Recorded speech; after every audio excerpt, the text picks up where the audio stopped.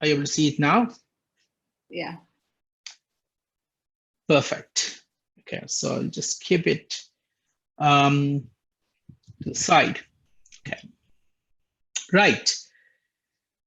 So we have 4 hours, which is not a lot of time to cover a programming language. But what we are trying to do is we are trying to cover as much basics as possible and then try to make it a bit interesting for you guys to pick up the programming career and programming language. And one important point is probably if some of you already have a lot of familiarity with the programming language, you may think it is too basic. But for others who have probably no computer knowledge, you may think it's a bit advanced. But we just somehow try to make sure that it is palatable for pretty much everyone. But if you have any specific questions, I'm sure Nazreen will share the details how you can collaborate even after the session or probably later. So don't worry. And I will share most of this content. We will share it with you guys after the session. So you have this information. So if you're not following, in the same speed, don't worry. You have this content with you, and then we can share that with you after the session. Okay. So yeah, primarily we're targeting people who are new to programming with this because it's quite a basic. Okay. There are some tools which it's better if you have it, or you can do this installation after the session as well. You can monitor what we are doing now, and then you can install it later. Okay. Yeah. So this was probably everyone's question: why Python? Okay, why not? So Python. One of the beauty of Python is it's a very functional programming language. So you will come across different terminology going forward. Each of the programming languages in IT programming language, they all have certain style. They are not the same, and you would come across different terminology. I'm also covering some of the basic terminology here, but yes, so that is something which is important. But Python is relatively easier to understand, and there are a lot of different ways you can code as well. Like I'm using a Mac laptop at the moment. But the programming language, you can run it in Mac, Windows, Linux, and the code would be the same. So depends on your choice of your machine. Python would continue to work in all the environments. So that's also one of the reasons why. So for example, if you choose some Windows specific languages, that only would run on Windows, not on other platform. But Python is quite a versatile language. It is platform independent as well. Okay. I'm just trying to avoid a lot of theory because I'll share this slide with you later so you can read through that. Okay. So first of all, this is primarily for those of, those who have never done a programming language or never done a lot of computer science, in your academics. So what is a software program? Okay. A software program is basically a set of instructions which we are giving to the machine to execute. So they are step-by-step instructions. Actually, it will follow, A, B, C, D, it's sequential flow. And it basically executes that. So that's basically a software program. And you can give this instruction in many ways, okay? So basically what happens is beginning of the line, okay? Then you have given different statement and end of the line. Computer will basically execute it in this order. Later, there are some advanced topic of loop and while and things like that, but still the execution is sequential. It is going step by step. Now, how we provide the step-by-step instruction to the machine is the whole fun, right? Because you can use different programming languages. So there are many different programming languages. Some of it, for example, there is a Java, there is, I've used some historical programming languages as well. Now Python is also there. You can see Python is being there along with all these programming languages. Many of you probably was not even born when some of these programming languages were born. So It's a very old language, and the benefit of being one of the oldest language is there are a lot of knowledge out there in public domain which you can learn for free. So to do a programming in Python, you don't need to buy any software whatsoever. Everything is available as open source and free. You just need to have a machine to basically run and do, work on it. So there are no proprietary softwares needed. So that's one of the benefit also of using a programming language like Python. Okay? But a programming language it's nothing but a way of communicating with the machine. Okay, that's basically what a programming language is. So if you take a machine as an example, it's a hardware, right? What do you mean by hardware? It is physical. You can feel it, you can touch it, you can lift it.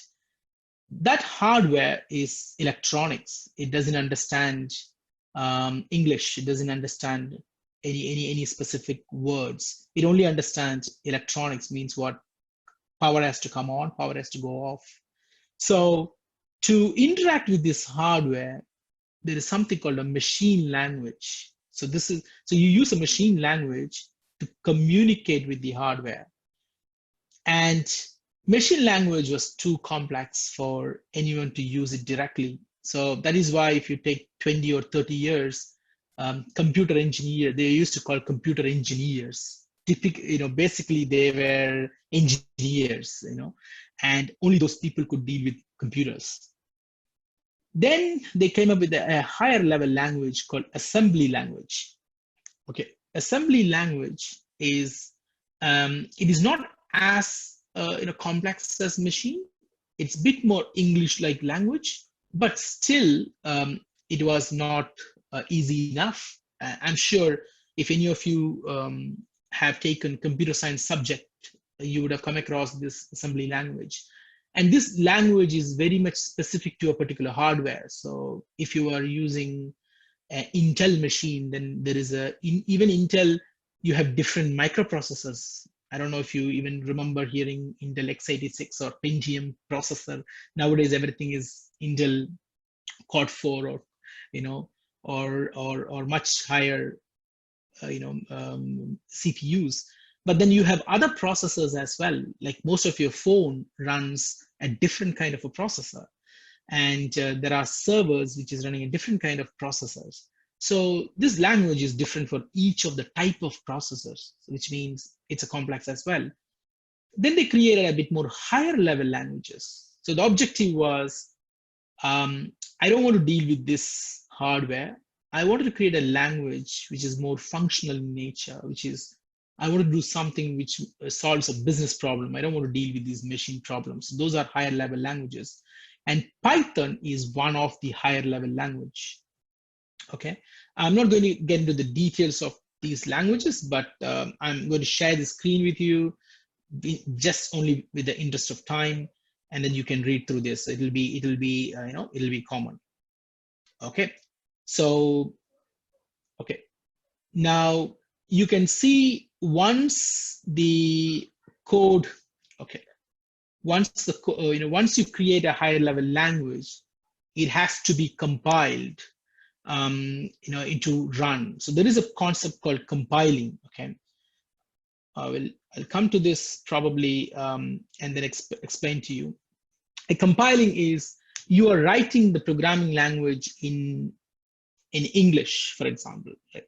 So the machine doesn't understand English. The machine only understands, what does the machine understand? Machine only understands machine language or hardware. So you need to convert this higher level language into a machine level language. So process of converting from higher level to a machine level is called compiling. Okay, so there is a piece of software which does that. So that is called compiler. Okay, and there is also a concept called interpreter. Okay, why I'm explaining this to you, I'll come to that in a short while. An interpreter basically does the same thing, but it does that as and when you type or execute a piece of code. So a compiling is probably, it's actually two-step process. So before you can run the program, you need to first compile the program, then you need to run the program.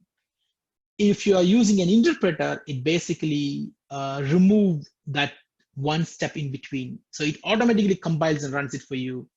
You don't have to do that two-step. That is, step one is compile, step two run. You don't need to do that two-step. You can do it straight away in one step, which is interpreting. Okay, so these are two separate way of running a computer program.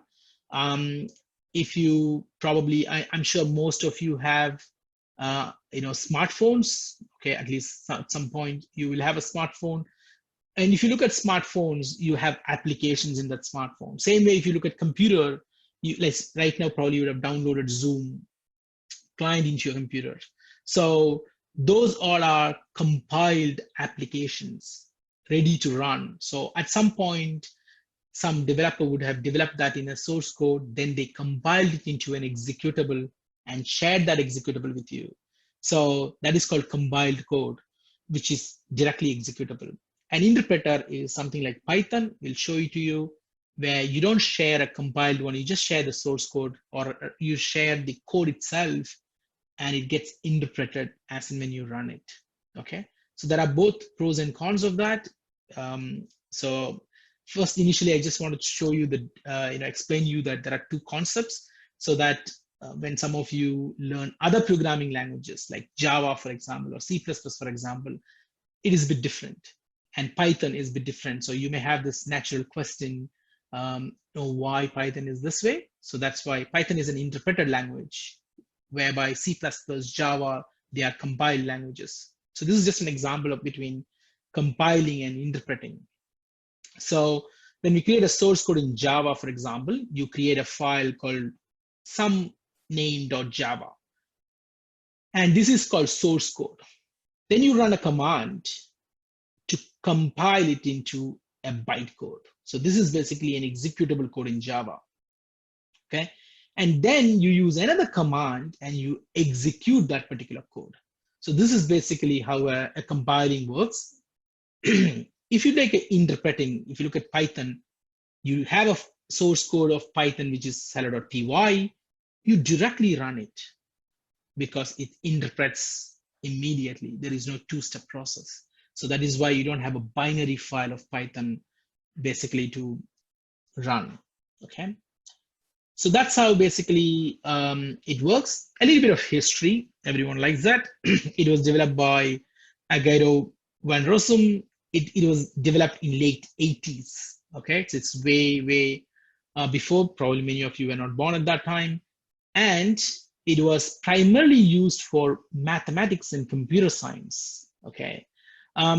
Even now, probably it is still very popular among the scientific community. It is very popular among data science community. Why? Because it has got a very strong mathematics and and functional in nature. That's one of the reasons. Okay. And as I said, one of the main features for Python, it's easy to learn. It is easy to read. Okay. And it's easy to maintain. It's a very well maintainable code. On top of everything, it is an interpreted language, which means you don't have to compile it into a separate code. You have a piece of scripts which is always runnable. It's easy to even, so debugging is actually something you will learn, or rather you will need once you start doing a lot of code, because we are humans, so we make mistakes. So when we make mistake in a programming language, how do you identify what gone wrong? Is by debugging. So bugs are nothing but the mistakes which you have created in the code. Debugging is basically identifying and removing those bugs.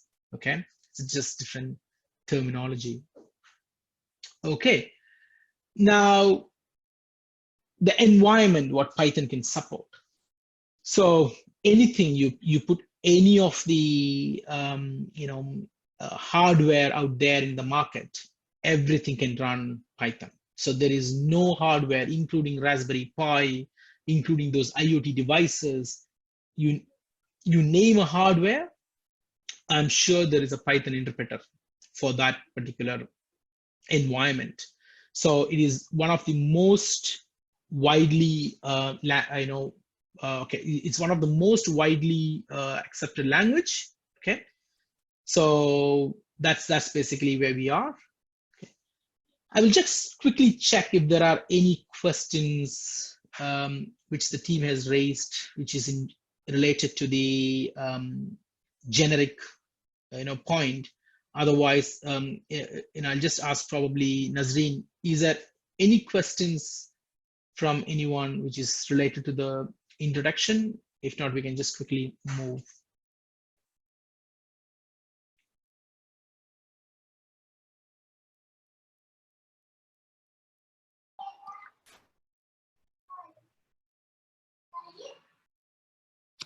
Hi, Ajit. Yeah, I have a student. I mean, few of them actually asked, like, how is Python used in daily life? That's number one. And then I had an interesting question, which is, I'm assuming is pretty cute. One person asked, like, how did you code your background? Is there such thing? Maybe you could just share this point to the student. I'm sorry, you mean the video background? Yeah. I think. Okay, so there is something called virtual background in your Zoom. So if you go to the Zoom settings, there is a virtual background. You can set it to any image you want, Yeah, so or even a video you want. So that's the way you can set your background.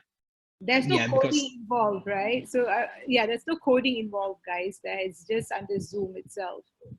Yes, that's right.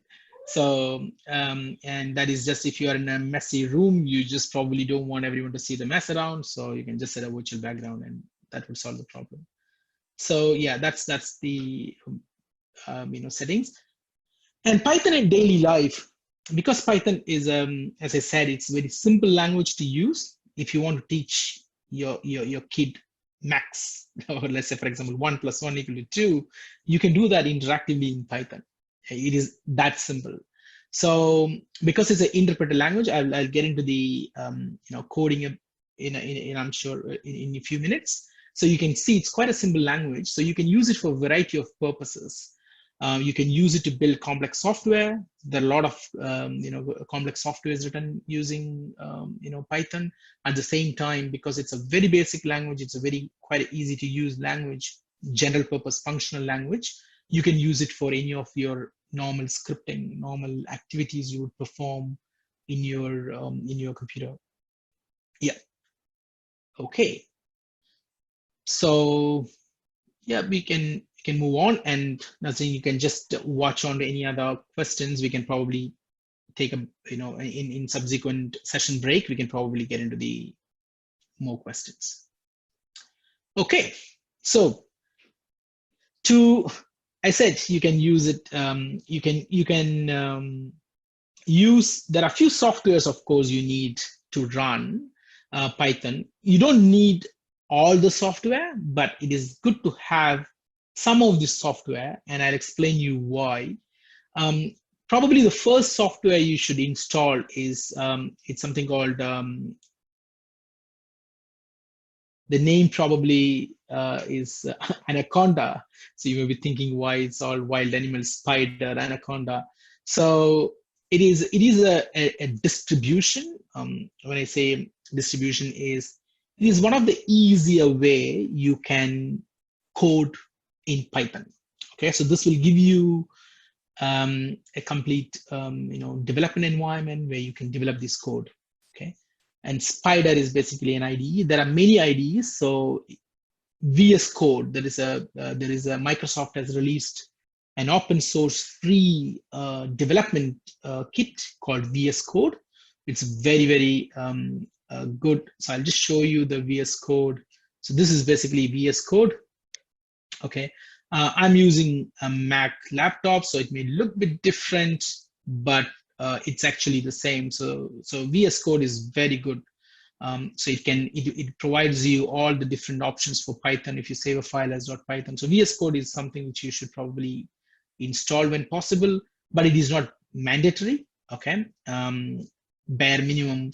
But Anaconda is definitely recommended. Why? Because Python comes with different versions. Okay, so I'll just so in this course we will be primarily using I won't use Spider. I will use the VS Code.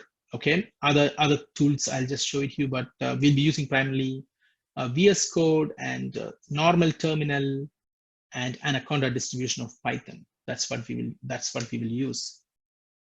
So this is some of the command. I'm not also. I will just type it in my laptop and show it to you. I'm going to share this material with you, the slide with you, so it's fine. Okay, so you don't have to worry about you don't remember much and things like that.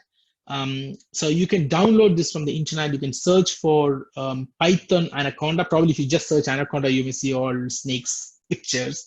So you can just type Python Anaconda, and I'm sure definitely it'll take you to the website called Continuum. That is a company behind this particular software, which is free, of course, and you can download it and install it in your machine. It supports Windows as well as Mac as well as Linux. So whichever laptop you're using, it's not a problem.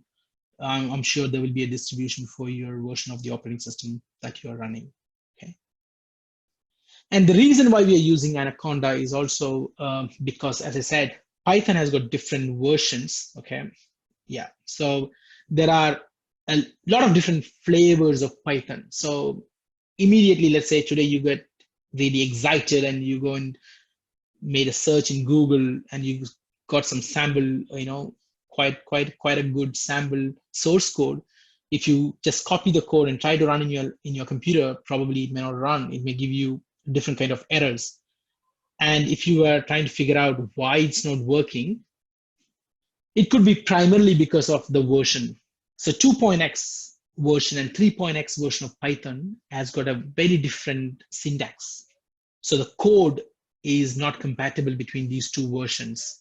Okay, so it is a good idea for you to check the version of the code you're taking from the from the internet, which version of Python it requires. Okay, and the beauty of Anaconda is you can run multiple versions of Python in your computer. Okay, if you are using native Python, that is not possible. But with Anaconda distribution, you can create different virtual environments for different versions of Python.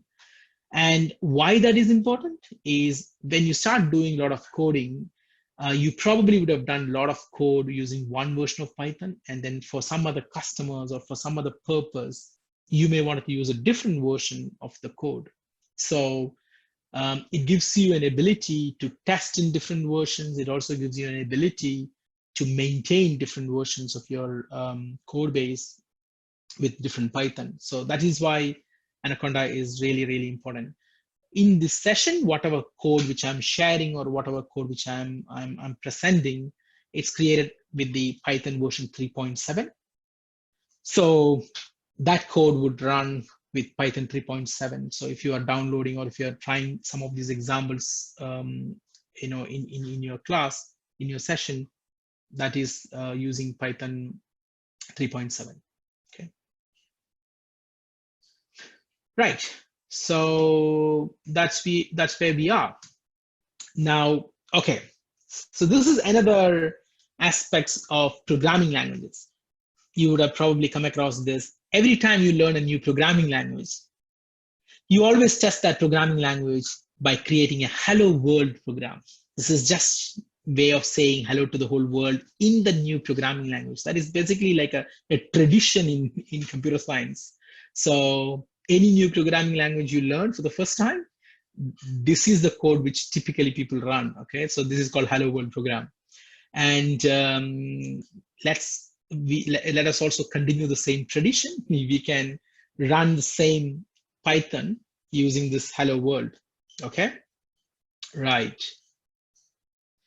So let's do this. Okay, and is there any critical questions so far, Nazreen? If not, I'll just proceed with a bit of a code.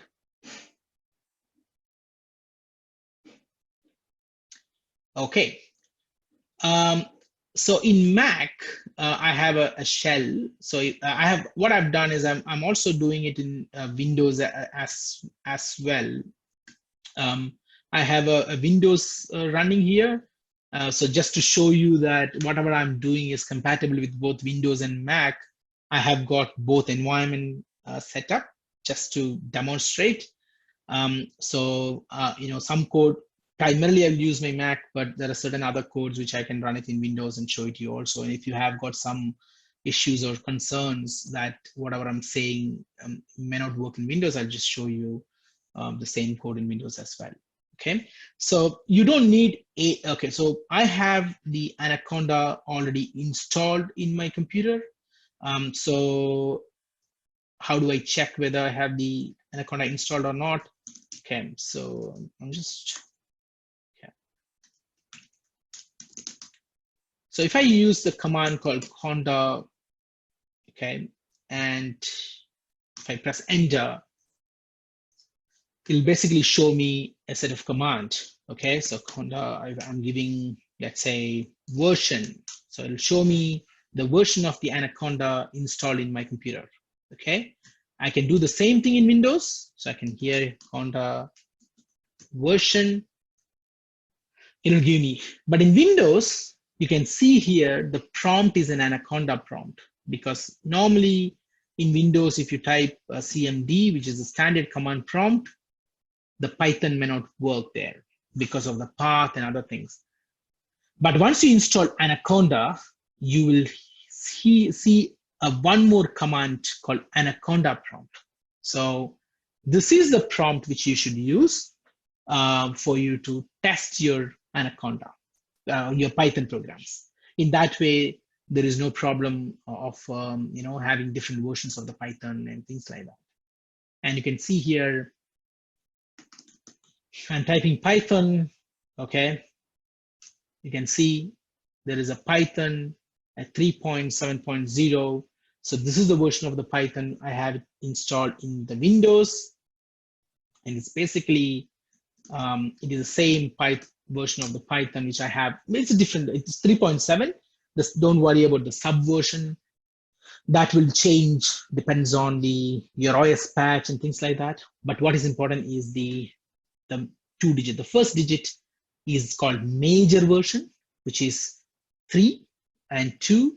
Those are major version, and this is called a minor version. And this is a patch. Don't worry about the patch versions. What is most important is major and minor version. So whenever you take any source code compatibility, you have to make sure that your code is compatible for which version of Python, the major and the minor.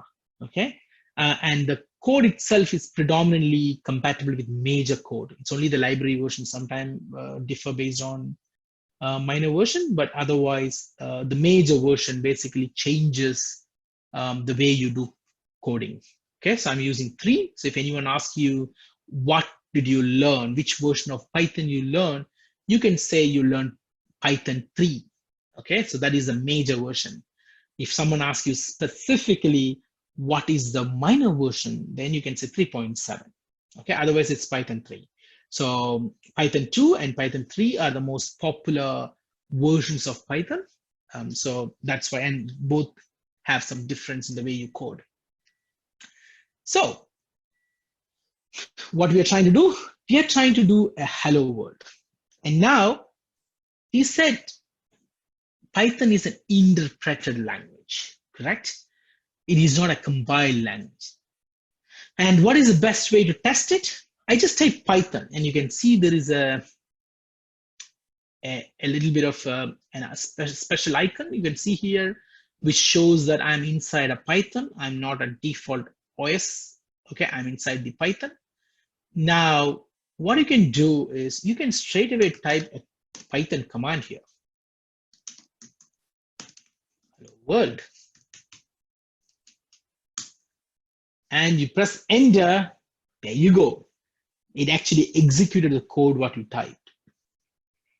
And this is why Python is called interpreted language. It immediately interprets what you have written in the source code, and basically it even executes it for you.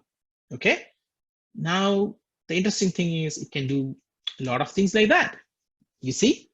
So somebody asked me, how do you use it in a regular general purpose way? just use it as a calculator or use it to teach maths to your kids. It's an interpreted language. It straight away executes. Now I press 1 plus 1. It immediately identified, oh, 1 is a number. A plus means I'm trying to add, and 1 is another number. It just gave me an output of 2. If you had to do the same thing in different programming languages, like for example, if you had to do the same thing in C++, you will have to write one-page code. Okay, you have to define a class, then you have to create a method, then you have to create instantiation, then you have to compile it, then you have to run it. All those steps you have to do before you get to this point. But in Python, you just type and it gave you the results. So this is one of the reasons why Python is considered a very simple language to learn. It is not very complex. The syntaxes are not very complicated. It's a pretty simple, but it's a very powerful language. We'll come to the different aspects of the language slowly, but this is just a general introduction or hello world of Python for you.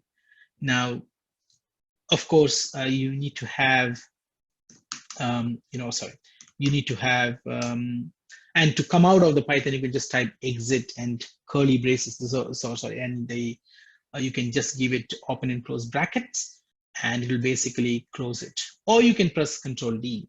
Now I'll do the same thing in Windows just to show you. I won't do all codes like this, but this is because it's a hello world.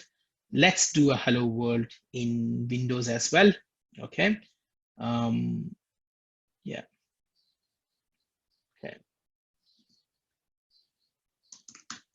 I'll start from the beginning. Okay. I'm typing Python and I'm typing print, typing hello world. It gave hello world, and I'm doing the same 1 plus 1 here. It gave me 2. So you see, I'm using 2 different operating systems. This is Windows and the other one is Mac, and I'm running same Python command, and it works exactly the same in both versions. So that is why Python is quite OS independent. So it can work in multiple operating systems, in multiple environments. That's why Python is quite powerful, because you have different types of computer. You would have heard about supercomputers, mainframes. So those are the type of computers which typically people use it in the weather prediction, in, let's say, like COVID-19 simulations, and biotechnology or bioengineering, like for DNA sequencing, and for all those purposes they use those powerful computers, which are not like a normal computer like we are using. They are very, very powerful, and they have got many machines. Okay, so yeah, that's why it is very, very popular. Okay, yeah, one.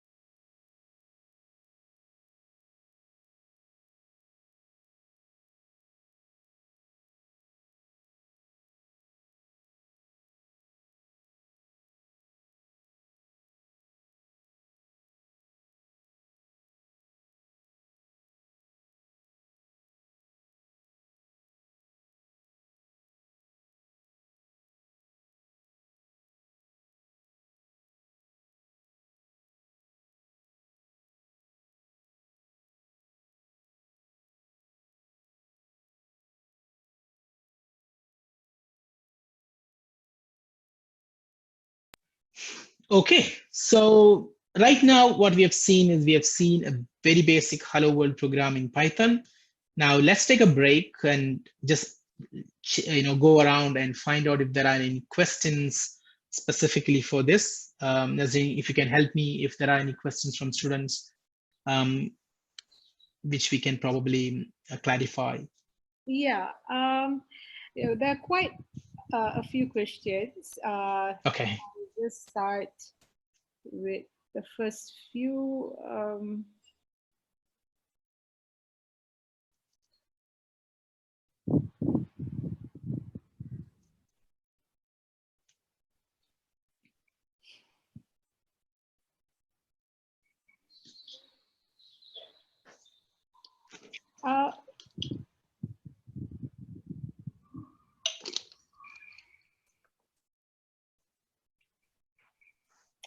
Okay. A student asked, can we do coding by using Android? I don't think that is. Okay, I'll just try to answer that in a different way. Okay, do you want to code it for Android? Yes, the Python will run in Android as well. But if you're using code in Android, then I will have to ask what kind of Android environment you're using, because can you install a Python interpreter? Do you have an IDE? I mean, are you referring to Chrome notebook kind of a thing, or do you have a laptop running Android OS? Because if you're using a mobile, then that is not a very good environment for you to do programming. The reason being, you can't install a lot of libraries in a mobile phone, and moreover, the screen size and things like that. So, yeah.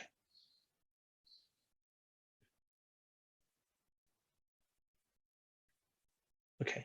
Yes. Did it answer the question, Nazri? Sorry, a student asked, what is the difference between Python and Java? Okay, so Java is actually, so we talked about interpreted language and compiled language. Java is a compiled language. You need to compile the Java into a particular bytecode. Apart from that, there are quite a bit of other differences as well. Java is an object-oriented programming language.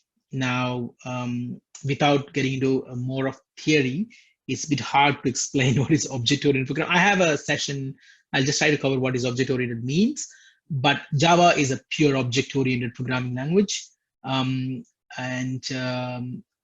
Yeah, the word pure has got a bit of a difference between C++ and Java, but Java is an object-oriented programming language. You have to compile the Java to a separate bytecode, and you need to have two separate software for Java. One is called Java SDK, which is with the Java compiler. The other one is with JVM, which is Java Virtual Machine, and you need to have those to run Java. But Java is also quite a powerful language. But Java is an application language. You develop applications using Java. Okay, versus Python is a functional programming language. It's not an object. You can do object orientation in Python, but as a language, Python is not an object oriented. It's a functional programming language. And Python is an interpreted code. Python is not a compiled, build, linked, executed kind of a language. It's an interpreted code. And typically, you use Python for analytical applications, like, for example, data analysis, algorithm development, like machine learning, data science. And of course, Python can also be used for web development, app development.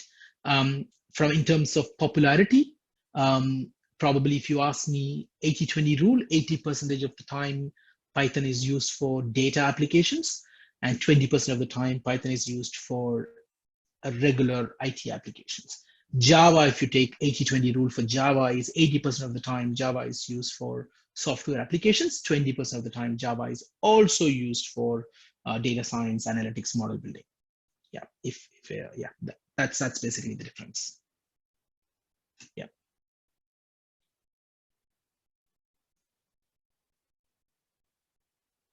Yes, Nasri. Okay. Sorry, there's an interesting question where a student asks, how can Python be used for hacking? Okay, hacking. Yes. Yeah. So I wish, or I hope that you are a white hat ethical hacker and not yeah. So Python is a very powerful scripting engine. This means you can see in a Linux or a Mac, I can just type a Python command and I can run it. So because of that, there are a lot of utilities, there are a lot of network libraries available with Python, which you can use it for. Like, for example, if you typically, in a traditional hacking sense, the first thing which people normally do is they do a discovery or analysis. So you do an nmap, nscan, you try to find out which are the devices out there and what's the kind of versions they run. So Python has libraries which can be used to probe other systems and using network commands, and it can also use it to open sockets. So Python fully supports the network socket. So there are a lot of libraries, which you can use it for Python, and it's used for both, preventive, security part, and as well as for offensive security as well. So there are a lot of libraries out there. I haven't reached to the libraries stage at the moment. We are at the moment core language. Using core language, you probably won't be able to do any of that, but you need something called Python libraries, which gives you more power to use some of those things. Yeah. Right. Okay. So you can't do hacking with Python. You have to use Python library.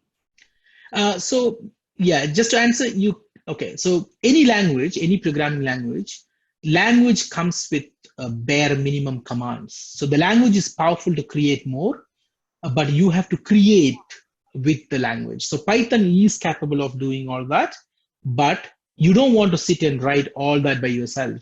So there are libraries, reusable libraries out there, which you would use it to do it. Okay. Okay, a student also asked, are we using Visual Studio? Do we need to download Anaconda? Right. We will be using Visual Studio. I'll just show it to you. It's not Visual Studio. Yeah, it is VS Code, because Visual Studio also you can use, but Visual Studio primarily runs on, primarily runs on Windows, and it's primarily created for Windows. And now Visual Studio is also available for other environment. But VS Code is basically another environment, which is another software.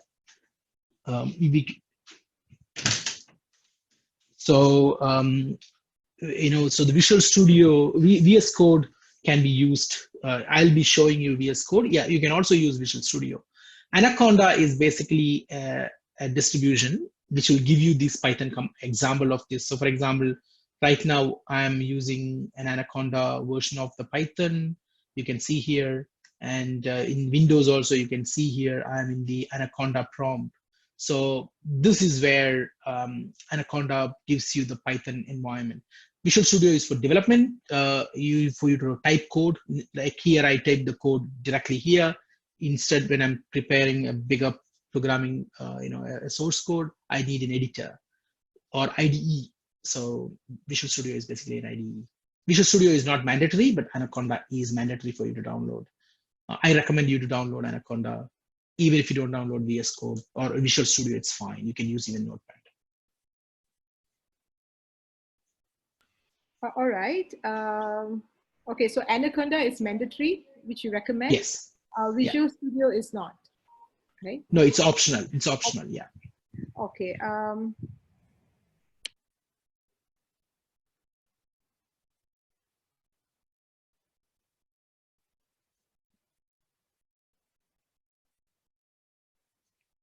Okay, I think many asked, can we use Python to develop app, to develop, to create games? I think. Yes. So as I said, you can use Python to do all that. So what I will do is you guys just hang on to that question for some more time, because so you need to first understand what are the layers and things like that, because a game, where is a game running, right? Is that game running in web? Is that game running in a PS2 or PS4 console? Is a game running in a mobile phone? So there are quite a bit of different way in which you distribute those games. Okay, so we just learned, right? Python, you distribute the code of Python. You are not distributing a executable. So there are a lot of different ways in which you would distribute applications. So in Python, you don't do everything in Python. Okay, so that's even if you're developing a game in any programming language for that matter, you are not going to do everything. There are certain sections of the application developed in certain different technologies. So we will come to that a little later. But to give you a simple answer, yes, anything can be done using Python. But is the Python the best alternative, or is the Python is the best language to use it for a purpose? Probably I would give you a different answer, because there are many other aspects you need to think before you decide to embark on the journey.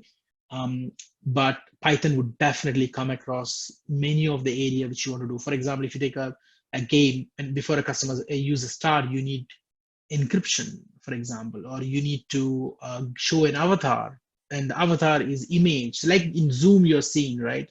It is putting a virtual background, but the background is embossed, which means all those algorithms, all those aspects of that particular application is developed in Python or could be developed in Python, and it is a right fit.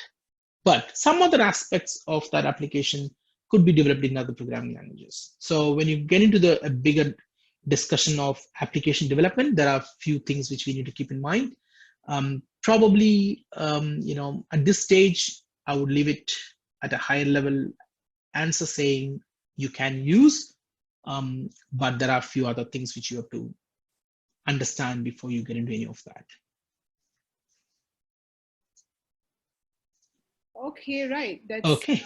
Yeah, very interesting. Yes. So Python can be used for to create or develop games, but we have to take note of other factors before we just take it as a right clear-cut answer that yes, we can use Python, because there are other fun. Yeah. What you're suggesting? Okay.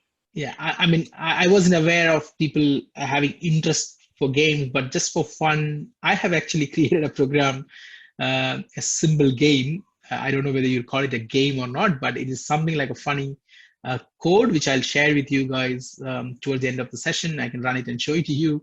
That is a game. So that is developed completely in Python. So you can see that you can develop a game in Python. Okay.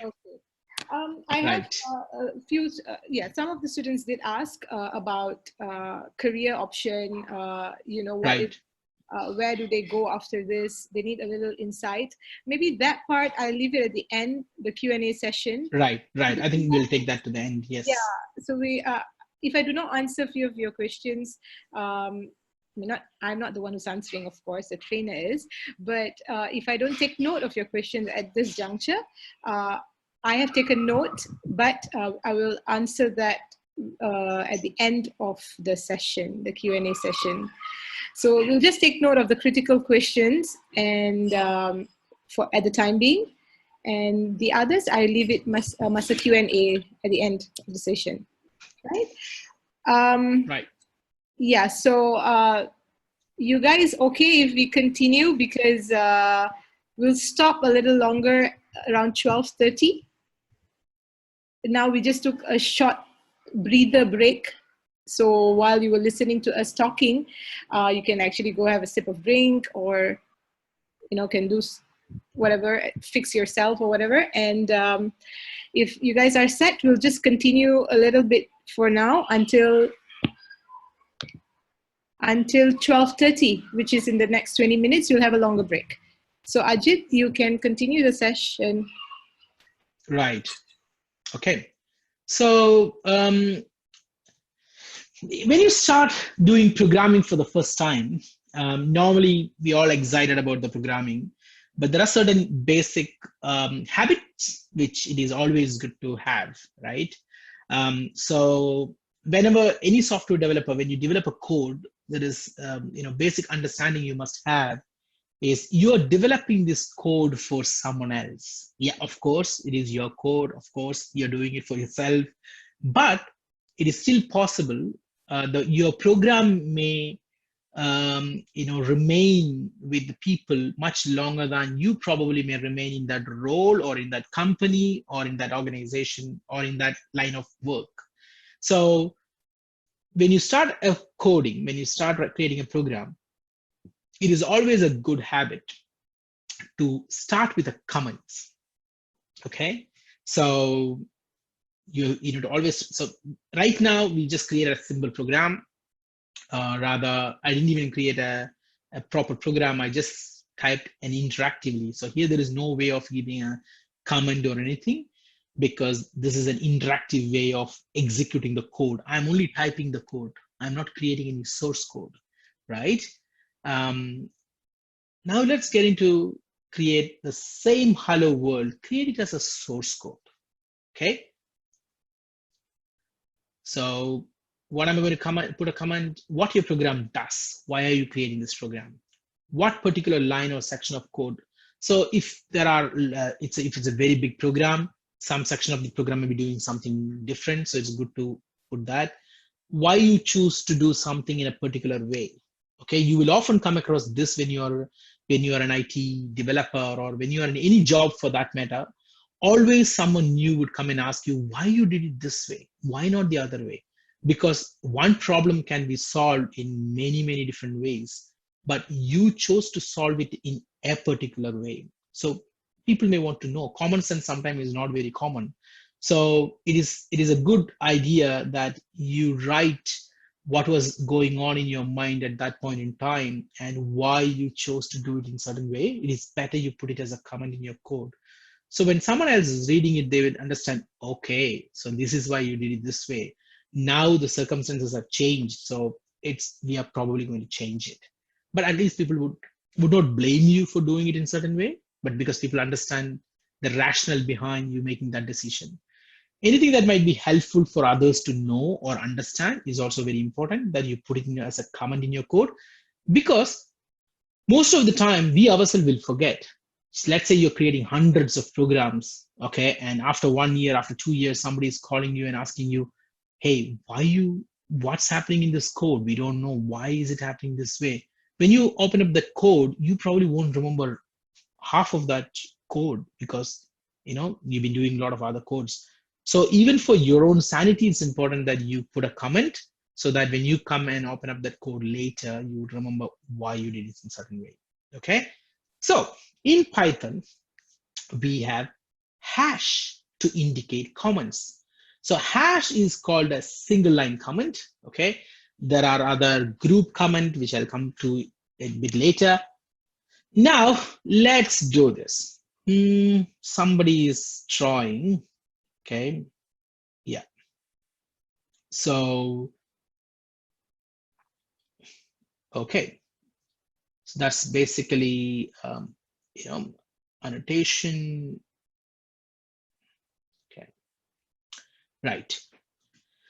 So so basically what is happening here is we are writing a comment. Okay, so this is the way to do it. Now let's create this source code using VS Code or Visual Studio Code. Okay, so this is Visual Studio Code. You can click File, you can click New File. Okay, I'm going to click a New File, right? Okay.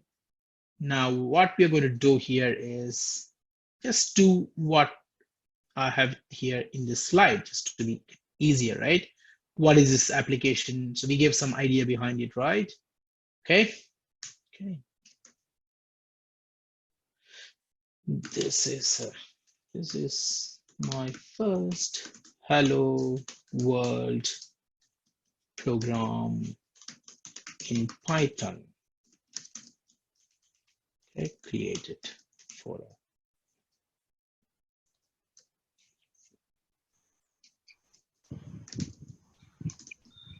okay. Now you can see there is no different color, it's all white. Okay, now you press save. Okay, so you'll find okay, I'm clicking save here. So when I click save, I'm just going to a folder and saving it here. So I'm saying hello world.py.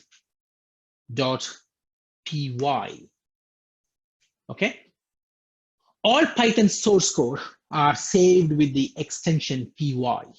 So when you look at any file, the file name extensions are very important, because those extensions basically mean what that program is all about.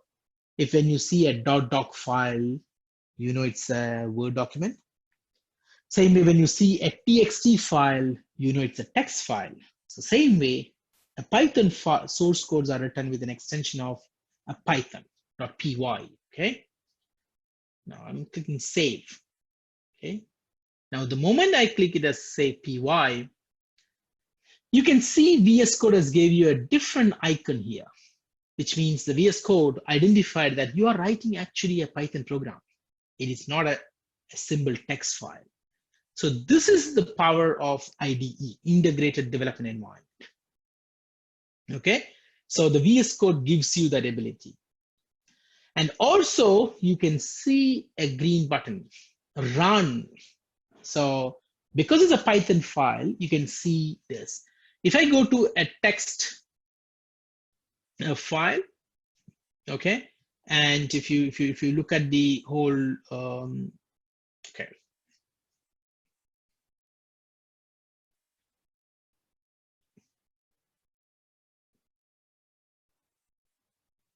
Okay, I'm just going to hide it for a while. Okay.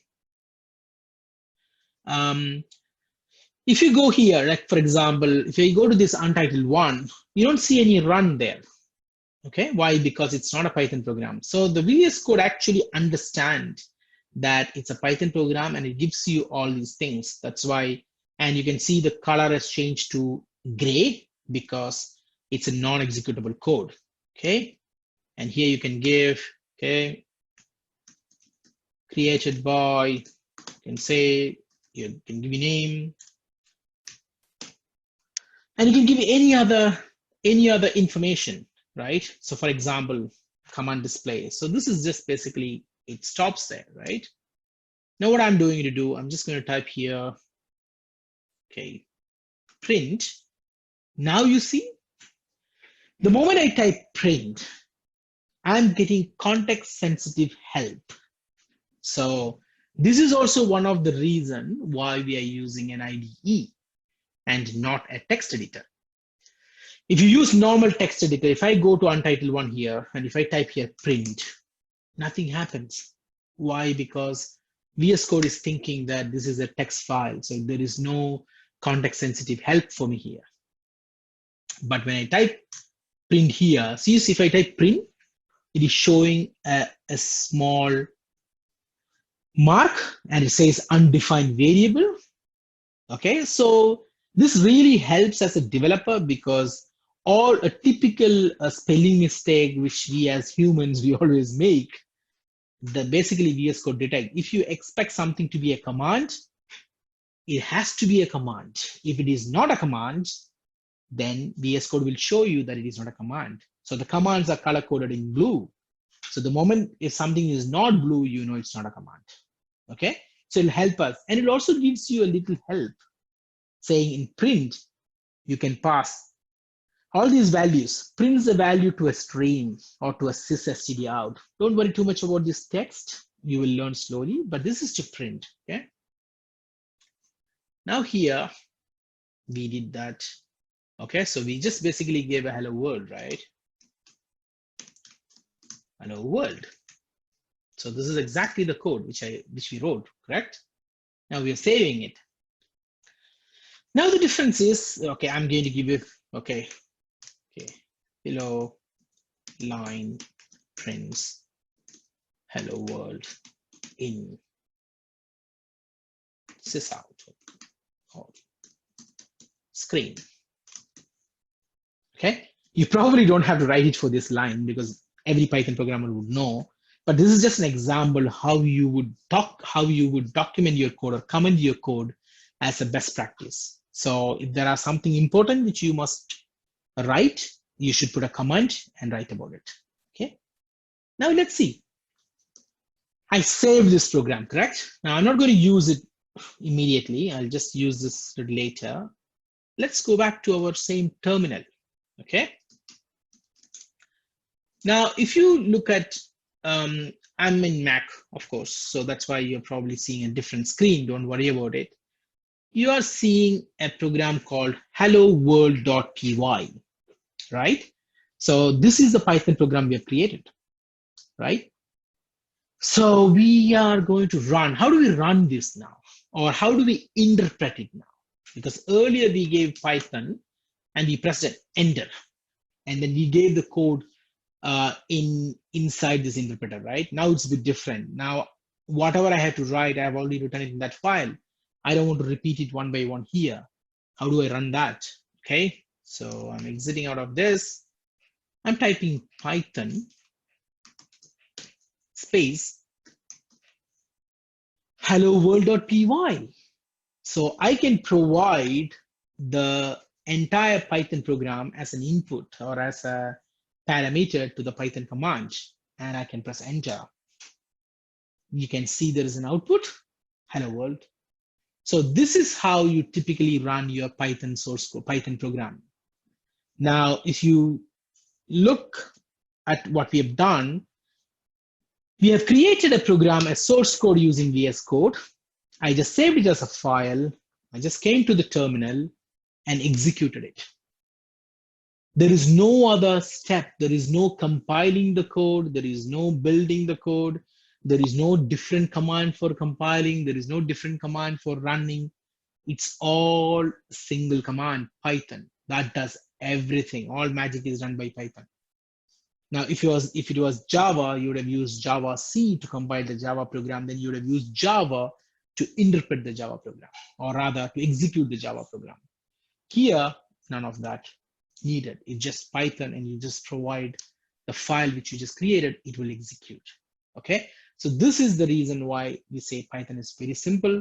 You pretty much learn how to do a Python program probably in 1 hour into this whole session. If you are learning some other programming languages, you probably will have to spend the whole day to even get to this point of executing a program, because there are many steps you have to take. There are many logic you have to apply. There are many concepts which you have to learn before you reach this point. But Python, you don't have to do any of that. That is also one of the reasons why we took Python as a beginner course. If it is some other programming languages, attempting in 4 hours is very extremely challenging. Okay. Yes, so this is how you create a Python source code. Now you have learned to create a Python source code. You have also learned to execute Python in interactive mode. You have also learned to execute Python in a shell using Python command and a source code file. That's what you have learned. Now let's go back to the editor or the VS Code. Okay, you can use this run here. What happens when I do that? You can see within the IDE, it basically runs it for you, and it is showing you the output. So you don't have to go out to any other terminal. Within VS Code, it does everything for you. Okay, this is one of the reasons. It's much easier for you to develop. It's much easier for you to test. Okay, so that is one of the reasons why we recommended you to use this. For example, let's say I want to say, not exactly world. I want to say hello, let's say Kuala Lumpur. Okay, I just changed it. I just saved it. Executed. Immediately I got that response.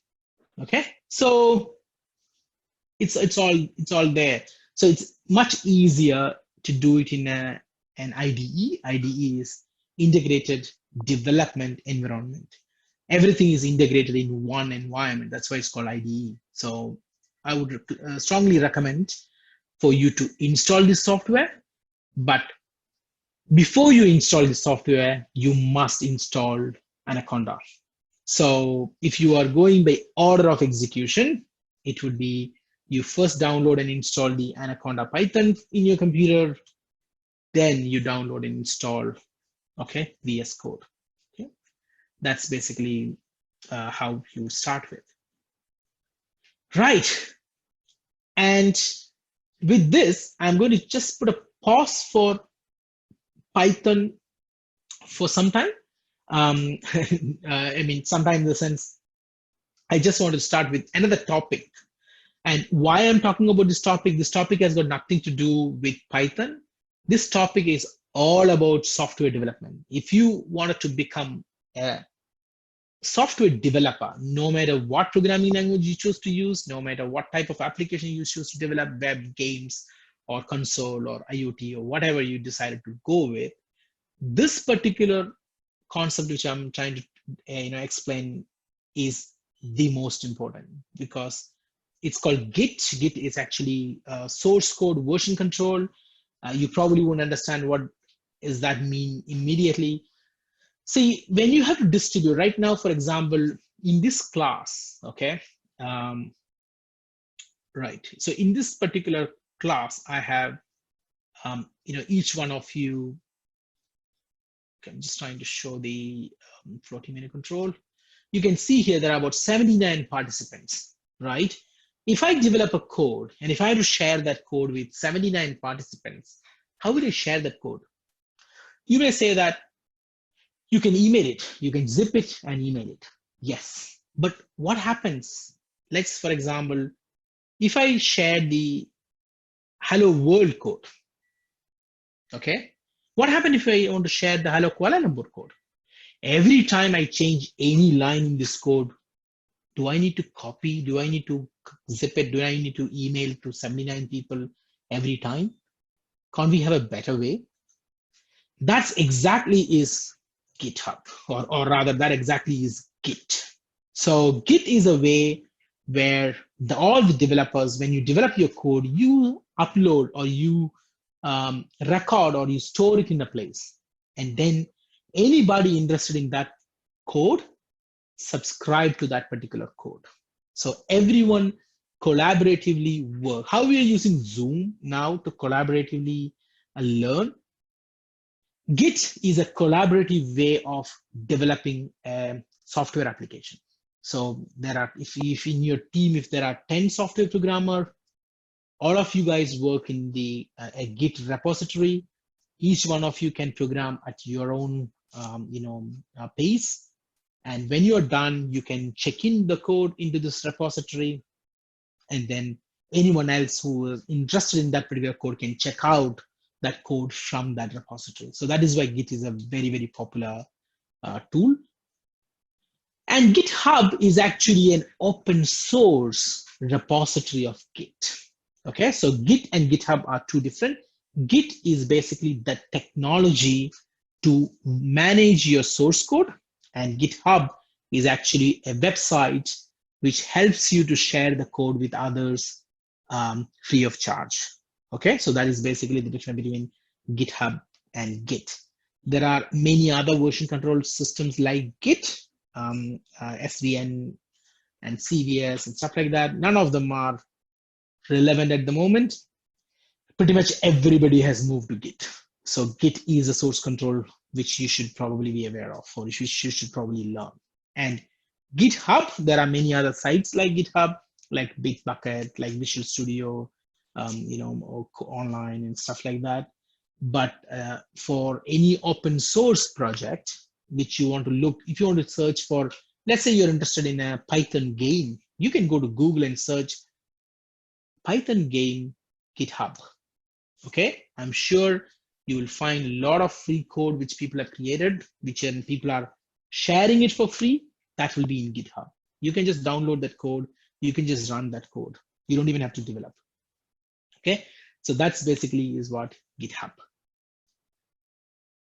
So there is a free a book to learn all about Git, because given the time, I won't be able to spend a lot of time teaching you Git, but this book will help you to learn everything about Git. And this is a free book. It's published by Git team. So I'm going to share the slides with you. So this material all will be available with you. You can refer to it and learn all by yourself. Okay. So yes, maybe we want to take some questions, and then we can immediately jump to the Git commands. You need to download and install the software. So you probably wouldn't have installed this already in in your laptop. So you can download it, but otherwise just follow the follow the session. You can do that later as well. Okay.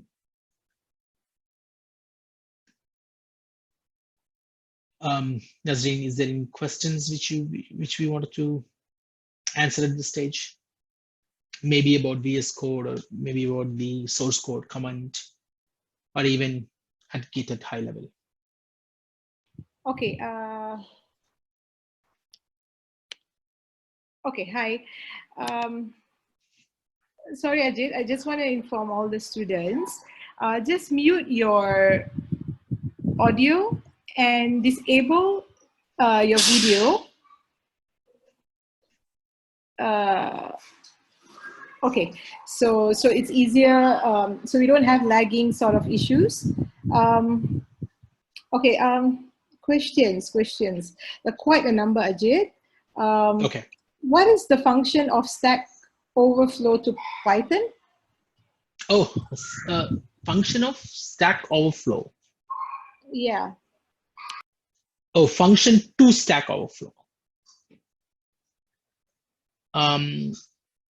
Okay, Stack Overflow is actually a bug, or rather, I know probably if you are asking this question related to hacking, then it's a bit complicated subject.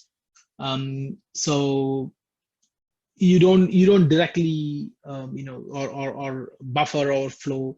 So buffer overflow or stack overflow, these are programming errors in your application. Basically, when we assign a value to a particular variable, if it is larger than the size, then it basically overflows from memory. But it's a bit of an advanced topic to discuss.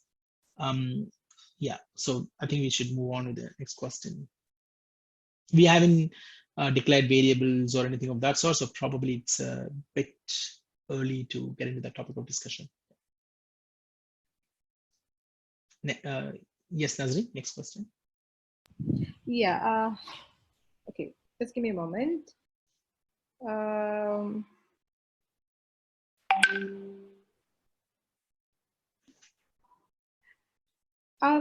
I don't think this is really critical, but maybe for the time being you can answer. Is the coding for the website and mobile app come differently, or is it the same code? Okay, so we will get into the, okay, you can just park this question, but I'll just give you a high level. It is different. The coding, you would still code using Python. So the way you code is still the same, but the libraries you use and the deployment approach you use, those are very different.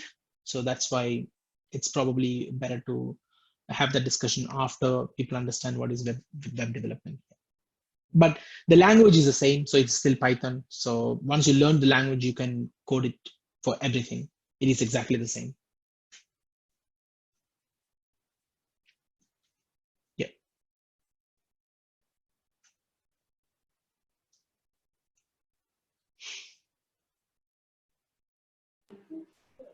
Okay, I think like as I've said earlier, we can answer the non-critical questions at the end of the session.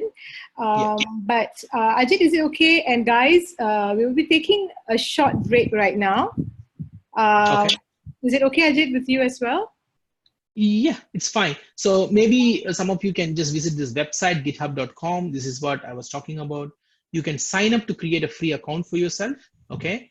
The reason, so if you create a free account, the benefit for you is whatever code later you can check in your code into GitHub, and you can give that link to Nazreen. They'll be publishing an email address, and I can basically check your code, and if there is any clarifications or doubt you may have, we can collaborate. So it's an easy way to collaborate, to share the code and collaborate. So that's why I was suggesting that you do this. You can create an account and do that. Okay.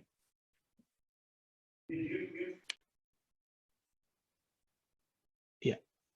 So I'm just this is just a way for you to create it. You can, and once you create an account, you can basically sign in after that, and this is how you'd be signing in. Okay.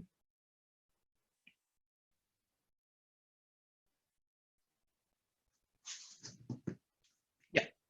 Okay. I'm done. I'll stop the screen share for now, and when it's ready, I'll start again. Okay.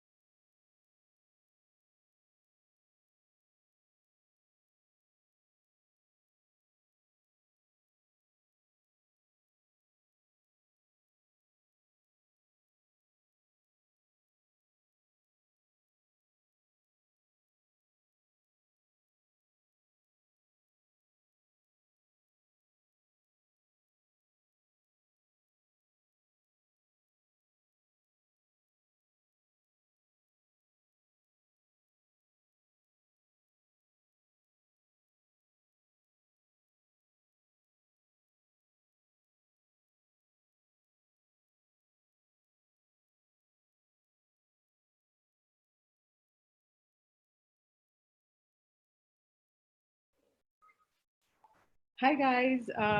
Yeah, I know many of you have been texting or chatting that tak boleh dengar, like where are they and stuff like that. But we're actually here, just waiting for one of the most awaited partner of ours, Caprice, to come online. If you could see him in the green cap and red shirt, I would believe that's Caprice. I mean, yeah.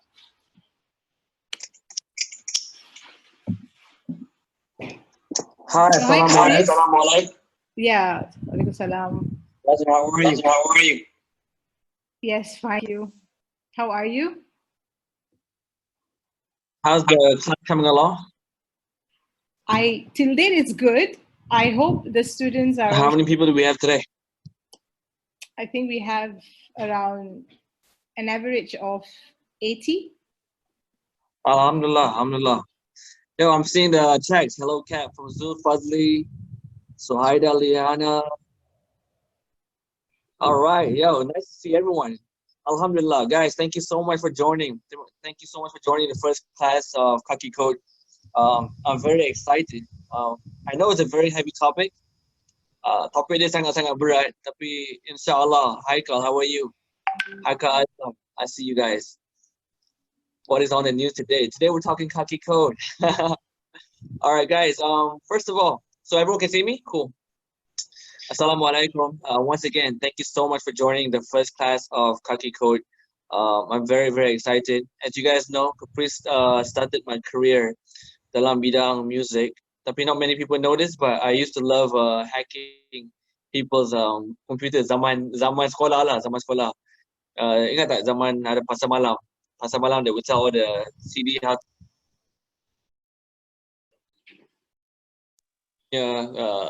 laptops. Anyway, my passion has always been into IT. My first business was an IT company. Kita buat an e-learning platform. It was called classroom.com. Siapa-siapa tahu lah. Classroom.com ni kita berjaya to build it, and then we sold it to Johor Corp. We sold it to Johor Corp for I think it was about 2.5 million, and that was my first claim to fame lah, that we successfully launched an e-learning platform with the Johor State. And since then, Caprice, I have been addicted to building apps. Memang Caprice minat sangat to build apps. It's been a passion, and what I realized dalam industri app ni tak ada banyak anak muda Melayu, orang Islam yang masuk dalam bidang ni. Not that many. If you guys saw my head programmer, Iwan, you know, he's been with me since day one. So inshallah, my dream is to get more muda kita yang Islam untuk masuk bidang coding ni. Because honestly, guys, coding is the future. Coding is the future, and the demand for coders in the next 5 years akan meningkat kau.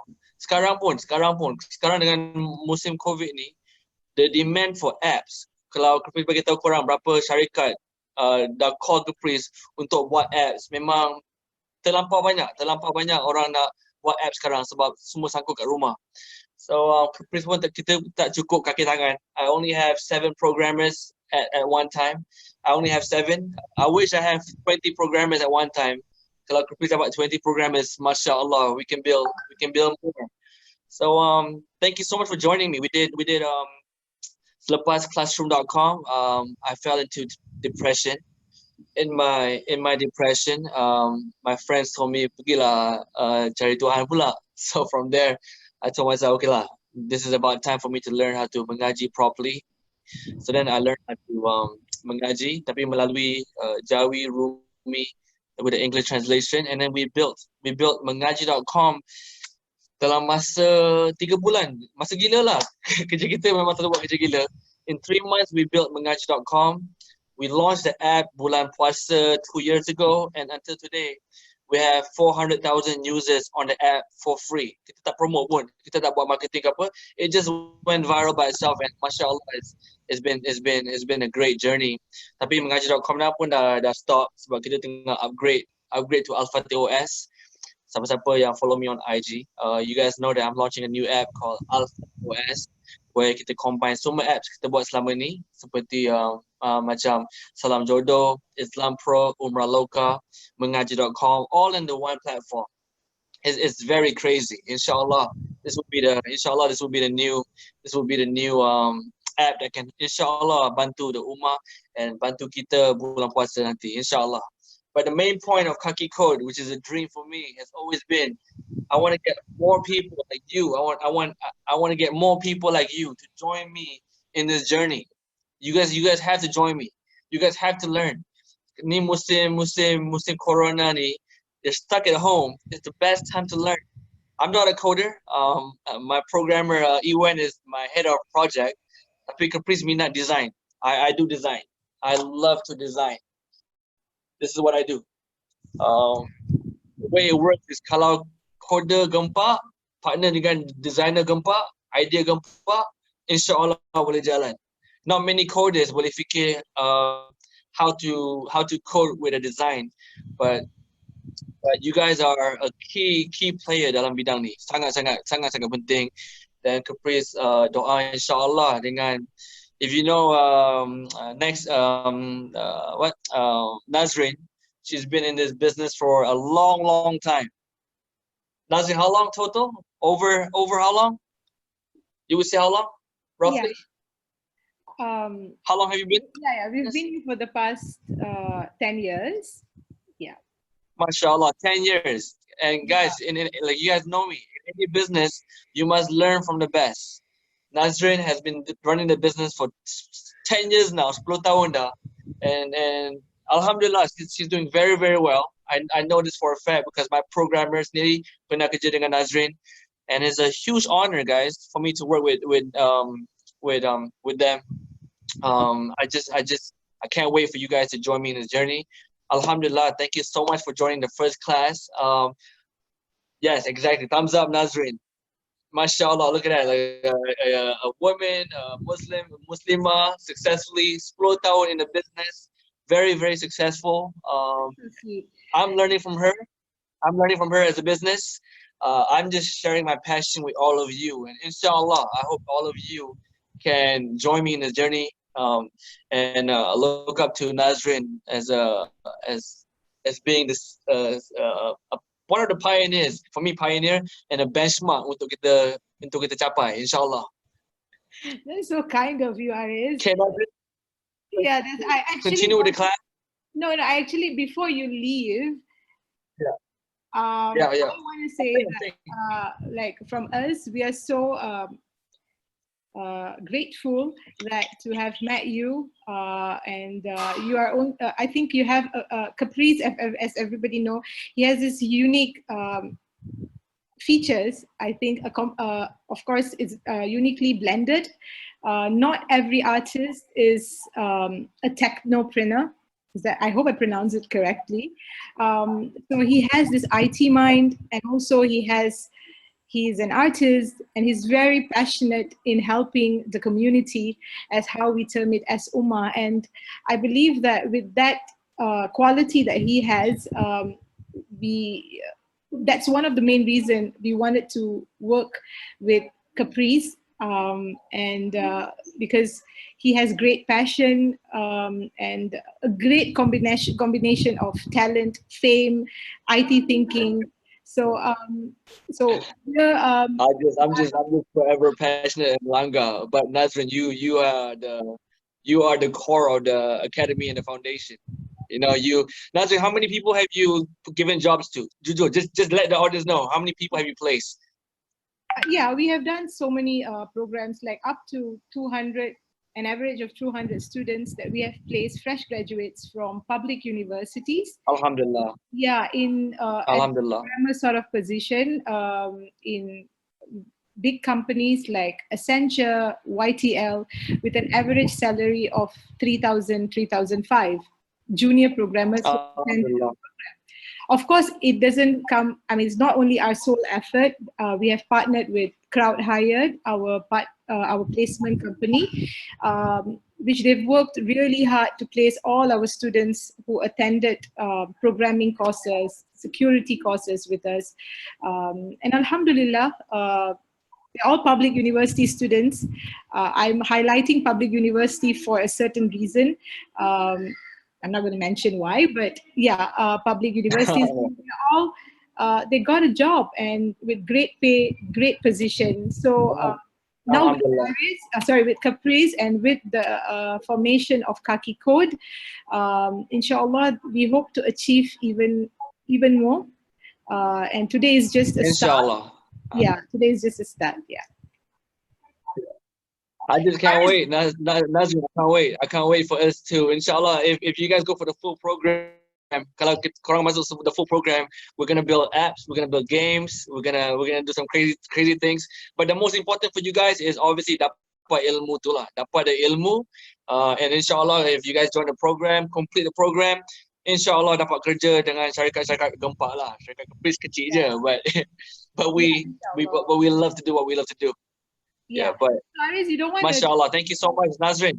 Don't go away. I mean, yeah, don't go. What I want to no, say. I'm gonna sit. Watch the class. No, I don't want them to see my face. I want to see the class. Oh yeah. No, but before you leave, or maybe at the end of the session, I wanted you to do like a nice, grand exit by singing something for your fans.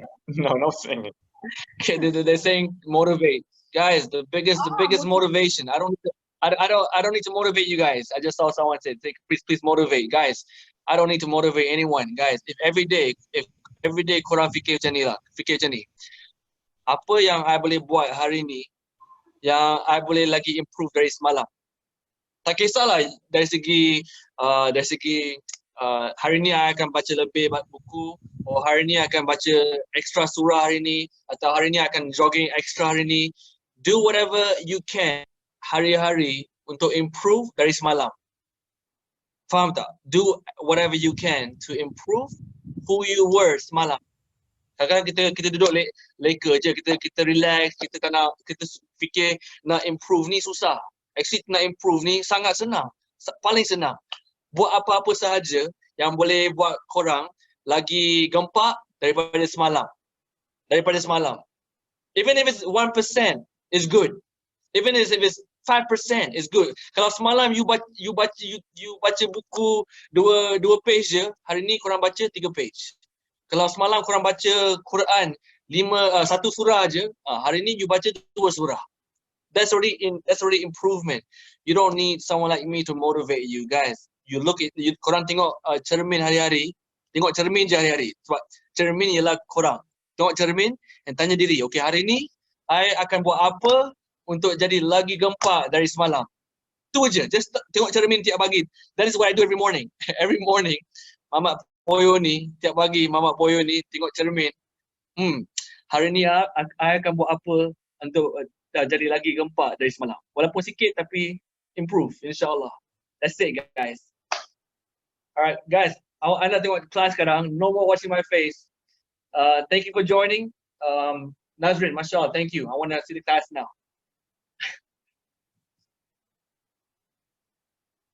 Thank you, Caprice. Thank you for that. Ajitya. Thank you.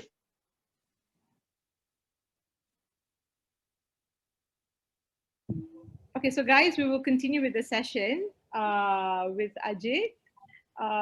So I hope you guys have taken a nice break and met Caprice, one of the main guys of Kaki Code. And yes, let's continue with the session.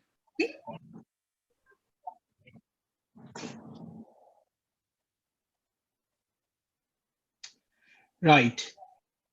So I'm just going to share the screen again with the desktop. Yeah. So we were discussing about the GitHub, right? So if you have created the GitHub account, you can probably share that separately. So what we are planning to do is whatever code we are creating today in this session, I'll basically share it in the GitHub repo. I'll share this link with you guys along with the slide. So all the code is also available. It's just and this is the way you can share your own code. So for example, if you have some issue fixing up your code and you want us to look at that and and try to find out what's going on, then you can share the same the GitHub link. So that's the way we can keep the collaborations going. And this is how you will be doing even after, regardless of which programming language you choose to develop. But definitely this is the approach of using Git. So I've created a repository here already, which I'll be using to share the code. And when you log into GitHub to your account, you would see something like this, and you will always find something like clone. So this is how you will basically download, or you basically link a particular repository in your local computer. So I'm just going to, what I'm going to do is I'm going to quickly go into my computer. And right now I have the file which I've just created earlier. I'm going to create this GitHub, right? So I'm just going to do git init. It's an empty repository. So this is basically how you do your, this is how you will be creating first. Once you install Git in your local computer, you can go inside any folder which you wanted to manage with Git. You just need to run this command called git init. This will initialize that folder. So you would see a message like this. Okay, so this is in Mac. And if I'm using, let's say, a Windows, okay, so it will be the same.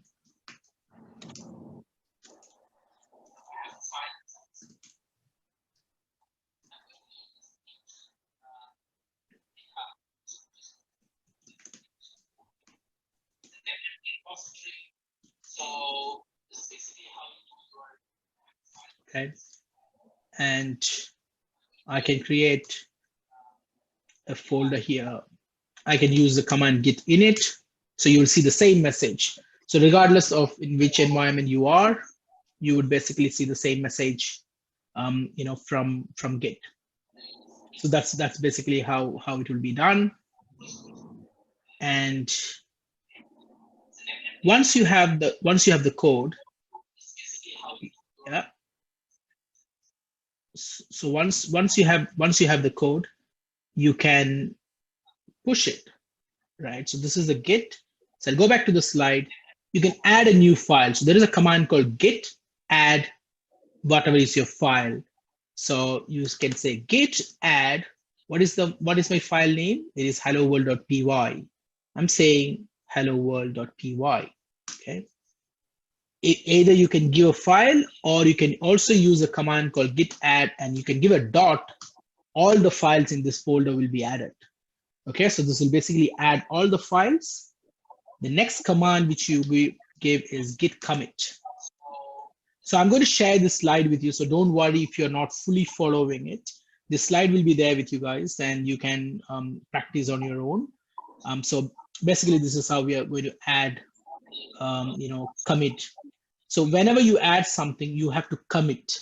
Means we are confirming that, yes, I want to proceed with recording this as my version. That is a technical way in Git manages the version control. So I'm saying that, okay, just created hello world. So, and I'm giving a dot. So it will say that, okay, all the files are committed. Okay, so this is how Git will basically show. So there's a command called git status. It will show that everything is clean, nothing is, there's no problem, everything has been committed. Okay, so that's how we do all the Git files in locally first. Okay.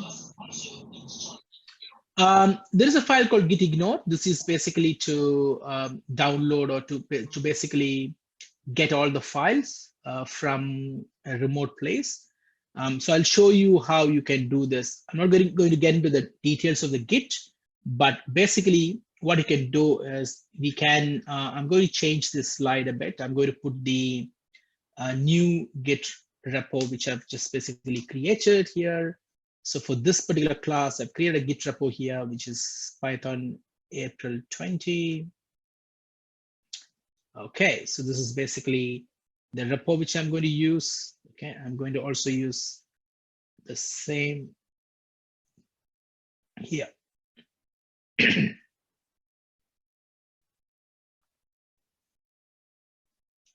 Okay.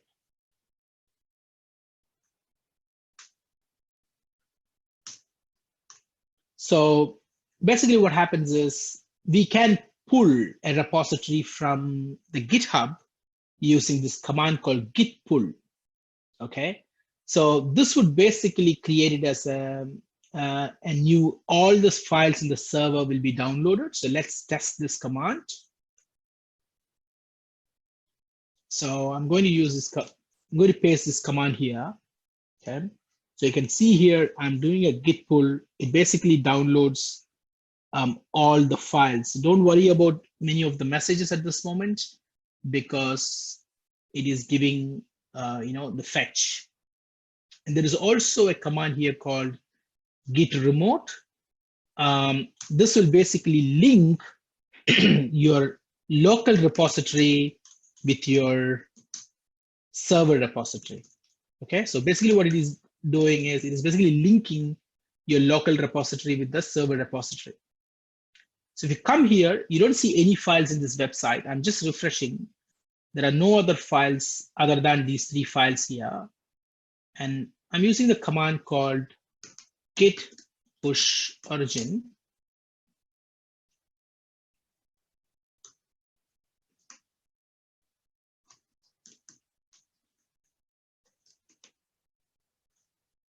Okay, this is a setup which you have to do for the first time.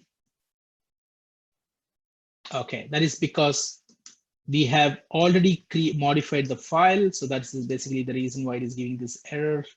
Okay, let's recreate our Git repository for a minute. Okay.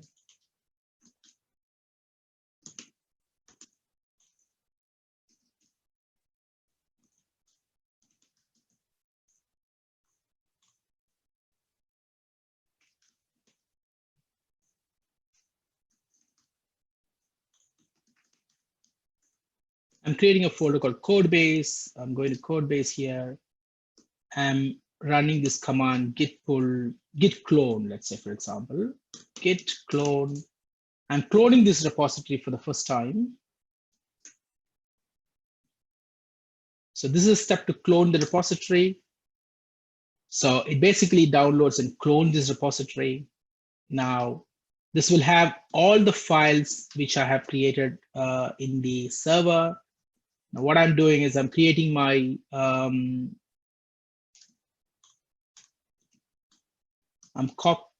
okay. So this is basically how you would do it. Okay, so if you are creating a new repo, okay, so this is if you're creating a new repo, okay, and we can also create here.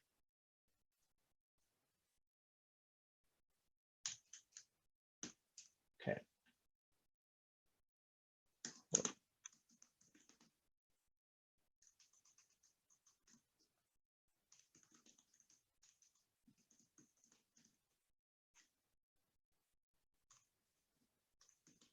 Existing remote repo. So if you're cloning an existing repository, like in my case, for example, what you can do is you can use this command, which is git clone. Okay, so this is a command which you can use it to clone an existing repository. If we have initialized the repository from locally, then we can use this to link the remote repo and download every time. Okay, so there are multiple ways in which you can do it, but don't worry, the objective is we are trying to create this repository here. I'm going to my VS Code at the moment. And what I'm going to do, I'm going to save this file into my new folder, which we have created here. So I'm just saving this folder here, okay? So that you can see I have a new file here now. So if I'm doing the same command which I did earlier, git add, git commit, created hello world, okay? and I'm saying git push origin. Okay.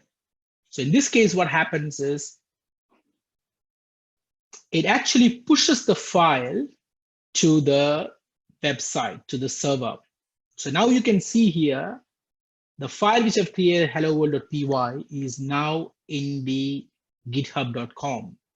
So now we can share this file with anyone we want because this is already available in the internet, this is already available in GitHub. So this is how different developers collaborate. This is how different developers share their code with each other. This is a public repository. When you work for certain companies, most of the companies will have private repositories. So that's the way it works. Okay. Now we have the yes. Sorry to interrupt. If I may ask, is GitHub? It's not a compulsory thing to.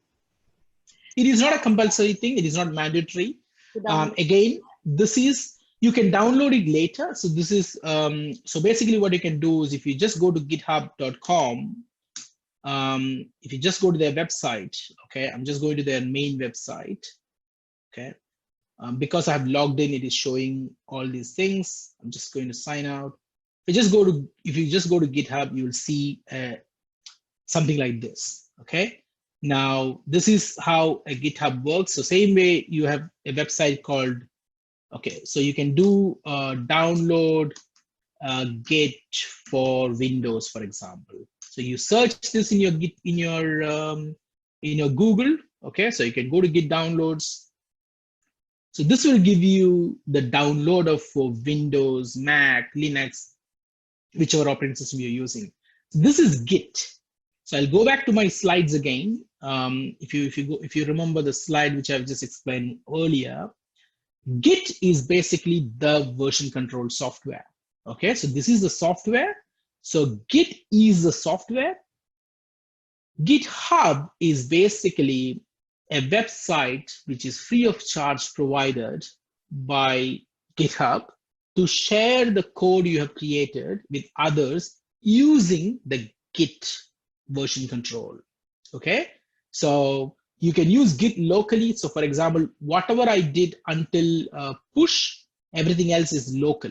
Okay, only push is actually sending to a server. Otherwise, all these things are locally there. So you need to first download and install this Git, okay, software. You can download for Windows, you can download for Mac. Once you install it, you can just type the command called git, and you can also type the command git. Okay, it'll show you that you have installed Git, what is the version of this Git. If Git is installed, then you can use GitHub. Okay, you can go to github.com to create a new account for you for free, and you can share the code with GitHub. So the reason is this is primarily for helping you to collaborate. So for example, if you are asking someone for help that I have created a code, I don't know what's going on, this is the best way to share that with others. And it also tracks all the changes. So the benefit of GitHub is, I hope it hasn't signed me off. Okay. So like, for example, if you go to this code, it will show you all the changes. So for example, if you go to this file, it will show you the code. Okay. It is also showing you all the changes. Okay. Who has done what? Okay. So for example, this person has modified this file at this time. Okay. And this is basically the commit. Now let's say I've changed it to a code here now. I'm changing Kuala Lumpur to hello, okay, world again. Okay. Now I'm changing it. Now you see, if you use a command called git status, it'll tell you that this file is modified. So this is called version control. Once you commit a file, if any developer make any changes to that file, automatically Git will tell you that, hey, there are some changes to the file. Okay. Now in this case, I wanted to add that. I wanted to commit. Okay. And I'm putting a comment here. I'm saying changed KL to world. Okay. I'm pressing enter. Okay. And then I'm saying git push origin. Okay. So now if you come back to this website and if I refresh, now you can see here, the code is changed to world, but at the same time, okay, so it basically, this is the version, right? If you click this, it'll show you all the previous changes to that code, okay? So if as a developer, if you want to keep track of what was the change happened to the code, why, it basically maintains all that for you, okay? So it is showing one changed file, it is showing which is the line which is changed. Earlier it was Kuala Lumpur, now it has been changed to hello world. So minus means the line was removed, plus means this is a change which is added. And this is exactly why the Git is very popular. And this has got nothing to do with Python. This is the software or the technology going to be used for any programming language whatsoever you use for the purpose of version control. Okay. Now, you can remove as well. I'm not going to spend a lot of time in this. I'm going to share this slide with you. So you have that slide with you guys. You can use it for checking in and checking out of the files. And the reason I gave, this particular, topic, or the reason why I went into this topic is so that you are aware of how you can collaborate with the code. I'm not going to get into all those details of this Git. There are a few other commands. As I said, I've shared already the free book. So this will explain you everything. If you guys have got any specific doubt, we can clarify as we go. But otherwise, you can learn all about Git. I've just given you some simple, commands. For the first time, you can use this to configure. Next, these are the commands you do, local, and you can ignore anything else, okay? And this is how you would pull a repository. This is how you clone a repository. And this is how you commit. This is how you push to the server. You must always remember to push to the server if it needs to reflect in the server. Otherwise, once you commit, all the changes are in your local machine. It hasn't pushed to the server. The push command actually pushes the changes to the server. And you can also validate that by coming to the server. You can check whichever file you created is available here or not. And it'll also tell you when was the last update done. So it's really useful, really good piece of technology. Okay, good. Then, right, okay. Now let's go back. Okay, now is there any other question we have to answer before we move on to Python coding in detail? Okay. I think not much. I think more or less the questions are pretty similar, and as it was, we'll keep it for the end of the session. Right. So if you create any software, so the input output is one of the most important when you create any software, right?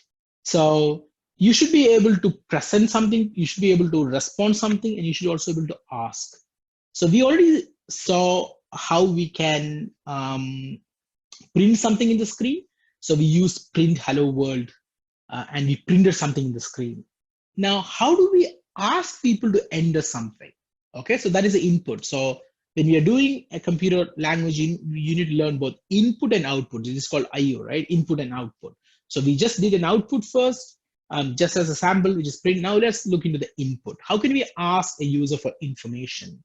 So in Python, you can just use this keyword called input, and you can type whatever you want, and whatever response the user has provided, it will be stored in this variable.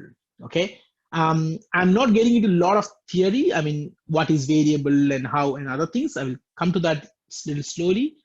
Because of the time, I'm just trying to give you a practical usage first before getting to a lot of theoretical subject. Okay. So let's do this. Okay. Let's type, okay, something which we can type.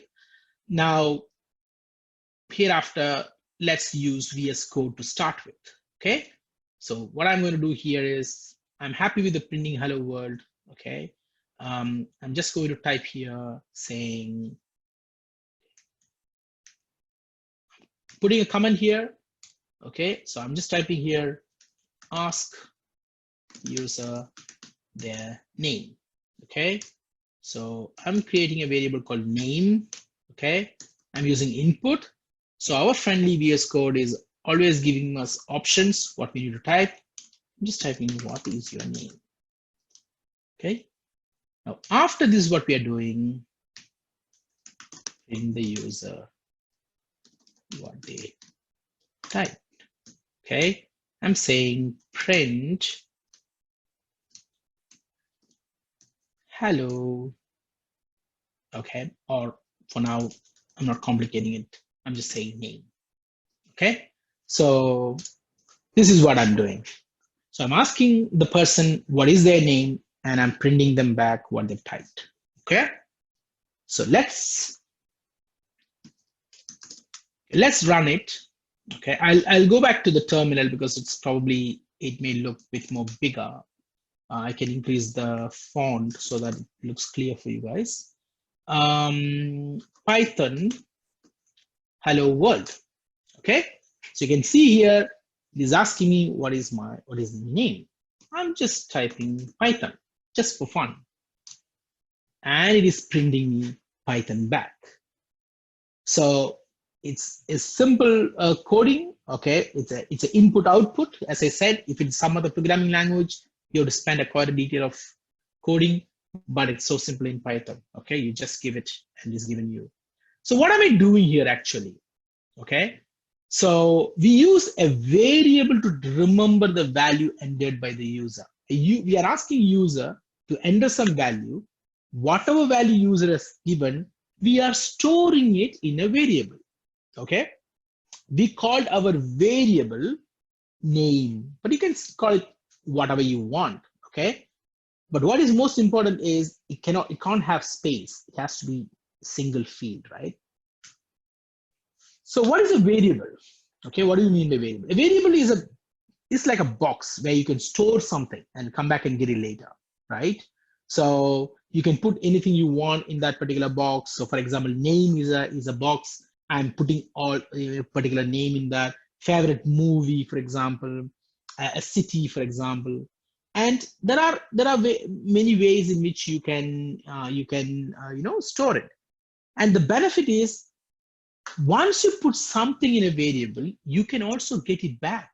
So how do you get it back? So for example, if you look at our sample code, we have printed it. So we gave an input.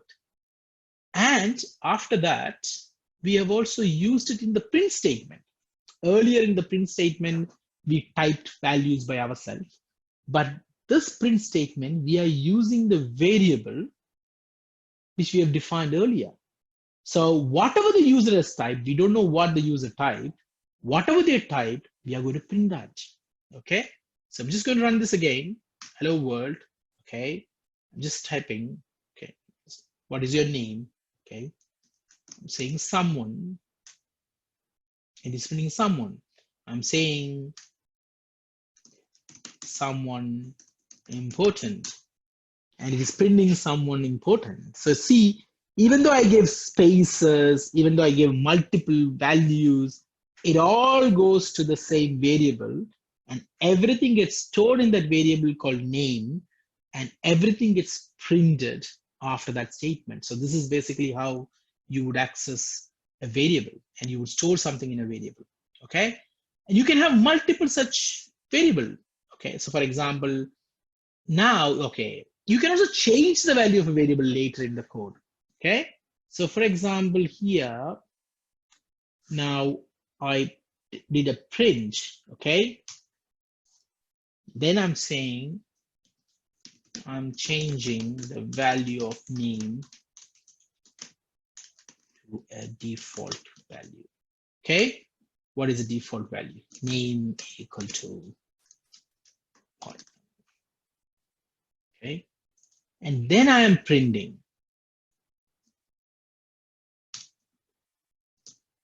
Okay, so let's see what happens in this case. I'm saying someone. First it prints someone, then it is printing Python, which means you can change the value of that variable anytime you want. And once you change it, the previous value is lost and the new value that you set has stored in that particular variable. So this is how you work with a variable, in storing and accessing that value. Okay. So which of the following do you think would be a good names for variables? So variable 1, okay, first name, date, 3 name, DOB, date of birth, favorite sign and horoscope. Okay, so why we are defining these things is there are some naming rules for the variable. One, this is a valid variable name because it has only alphabet and a number. It is ending with a number. So this is a valid variable name. You can use uppercase or lowercase alphabet, not a problem. You can also use number after an alphabet. Okay, but first name is not a valid variable name. Why? Because there is a space. You can't have a space in a variable name.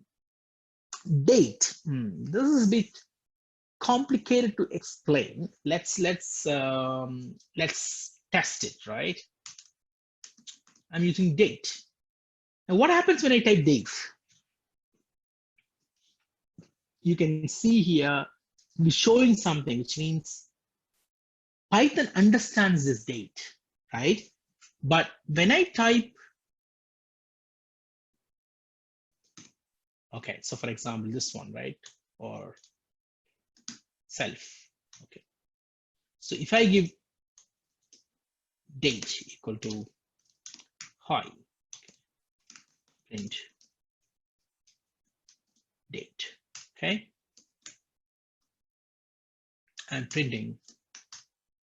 So it is perfectly fine. So we can give it, but it is still logically recommended not to use some field which may relate to a different variable. So date may look like it's something a date, but we are declaring as a normal variable. So it is not normally recommended, but 3 names. So for example, starting with the variable. So if I put here 3, okay, what happens?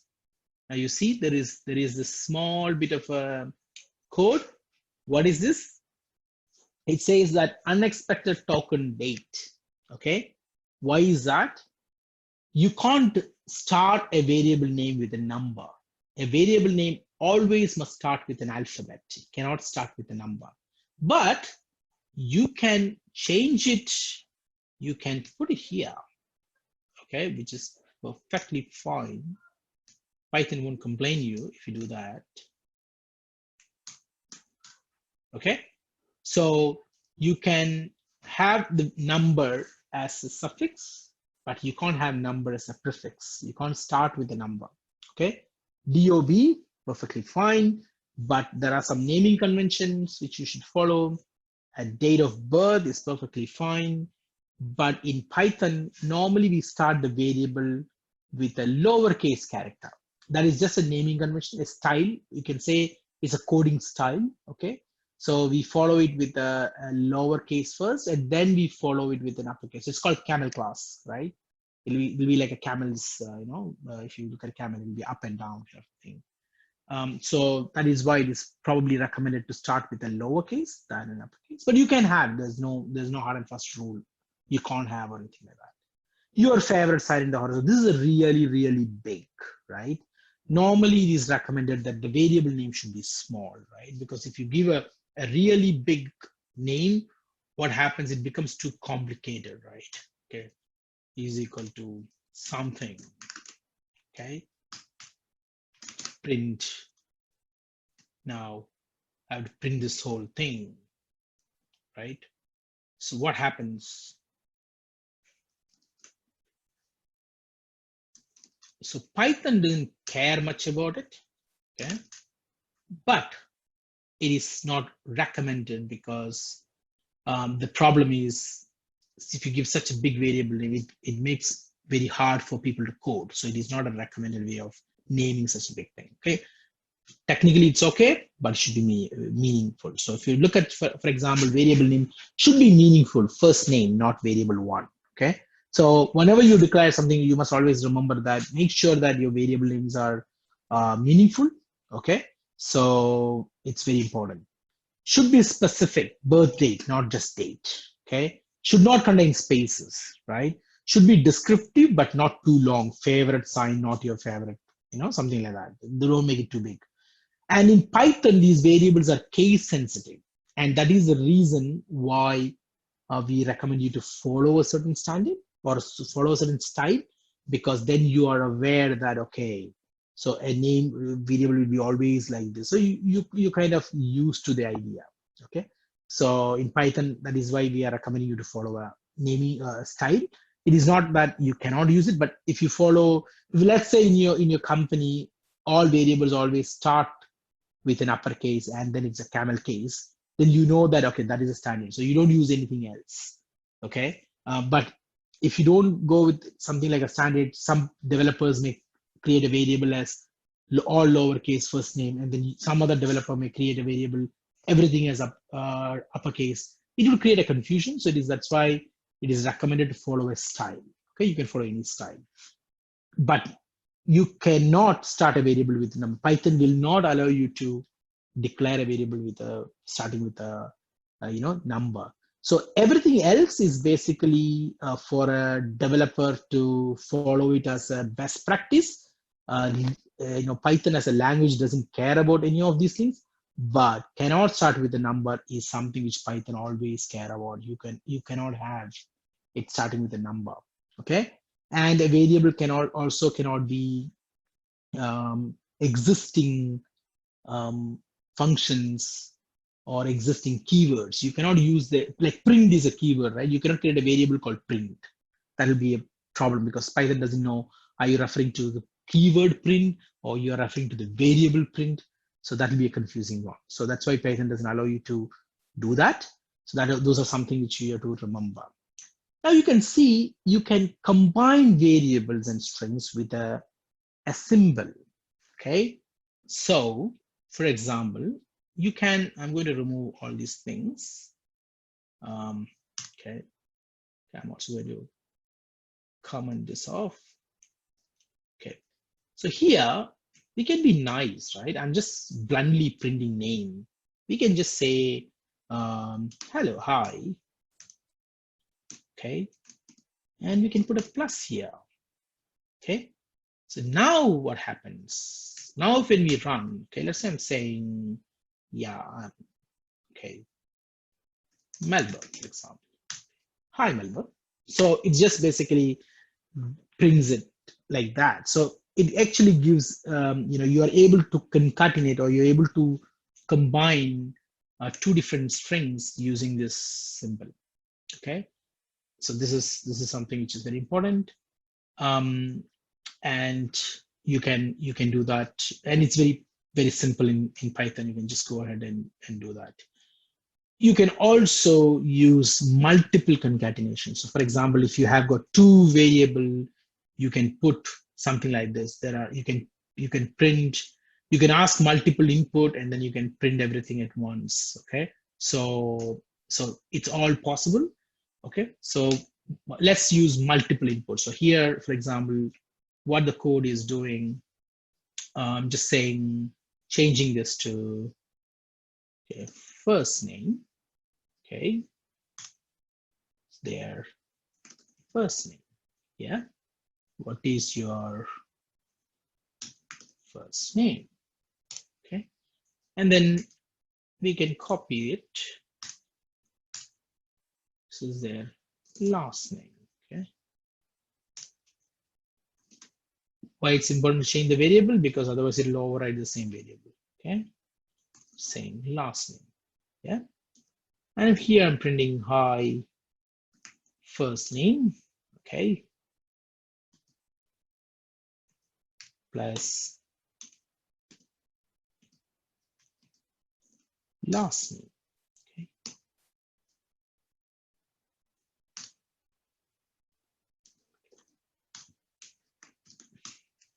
Okay, so you can basically print something like this. So you can ask multiple input, you can store all your input into a variable, and then you can print everything at once. It's all possible in Python. It's as simple as doing it like this. So that's basically how the Python works. Okay. Any questions before I go to the functions? Do you have any questions? Nazreen, is there anything which we need to address before moving to using the functions? Okay, students.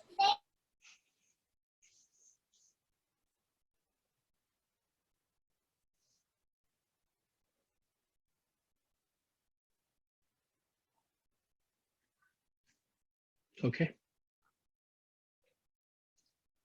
Let's put the code down. Okay. Okay, Ajit, a student asked, what's the significance of a semicolon at the end of print function? Okay. Will the code still run without the semicolon? Right. Yeah. So it is okay. So you can see here if you're using other programming languages, then it is mandatory for you to end your program line with a semicolon or in some other form. But in Python, it's optional. If you give it, it would ignore it. If you don't give it, it still ignores it. So it's just optional. It's not mandatory.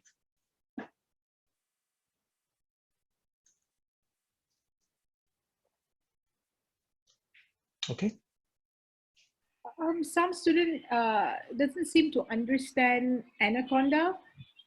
Okay. So, okay, I'll just make it a bit quick, maybe. I'll create a new environment. Maybe I'll do, okay, so I'll create a new environment. Okay. So I'll just go to, okay.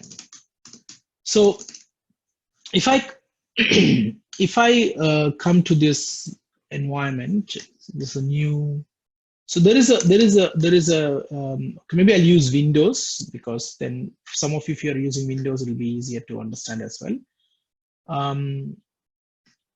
So Anaconda is just a command line, right? So if you you can just go to the website here, Google, just go to Google, okay, and type Anaconda Python download Windows, right? So it'll take you straight to the distribution, right? You can go to this individual, okay, you can go to this distribution, okay, and you can download individual edition, right?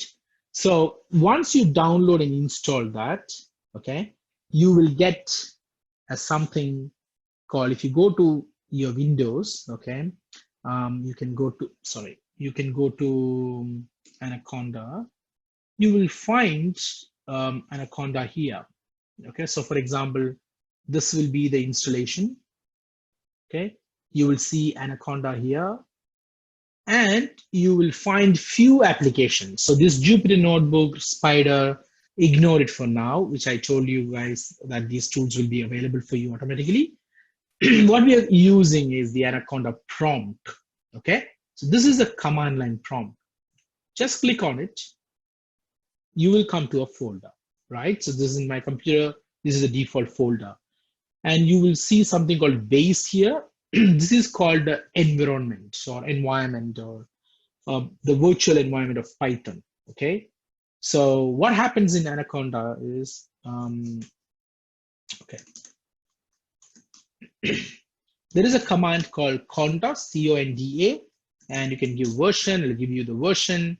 And there is a concept called conda.env list.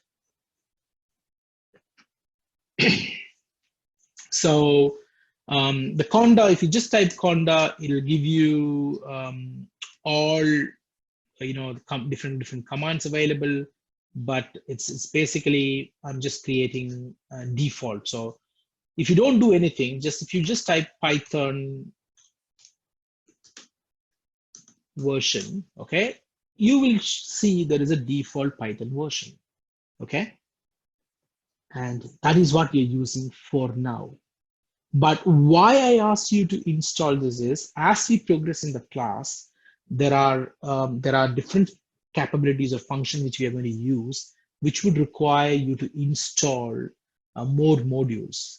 Then it would make it easier if you're using an Anaconda distribution, because it supports multiple. And even in future, when you are later, apart from this course, when you guys are developing a lot of software, this will help you to maintain different environments. Okay, that's where I'm going to stop now with Anaconda. I can answer more questions maybe later, but I just didn't want you guys to download a vanilla installation of Python, because that is different for different environments. So, but Anaconda is common. So I can run the Anaconda in Mac, I can run it in Windows, you could be using Linux, but whatever I'm communicating, what I'm discussing, it all remains the same. So that's why I just recommended you to use that. So all of us are in same version and it becomes easier. Any questions other than that?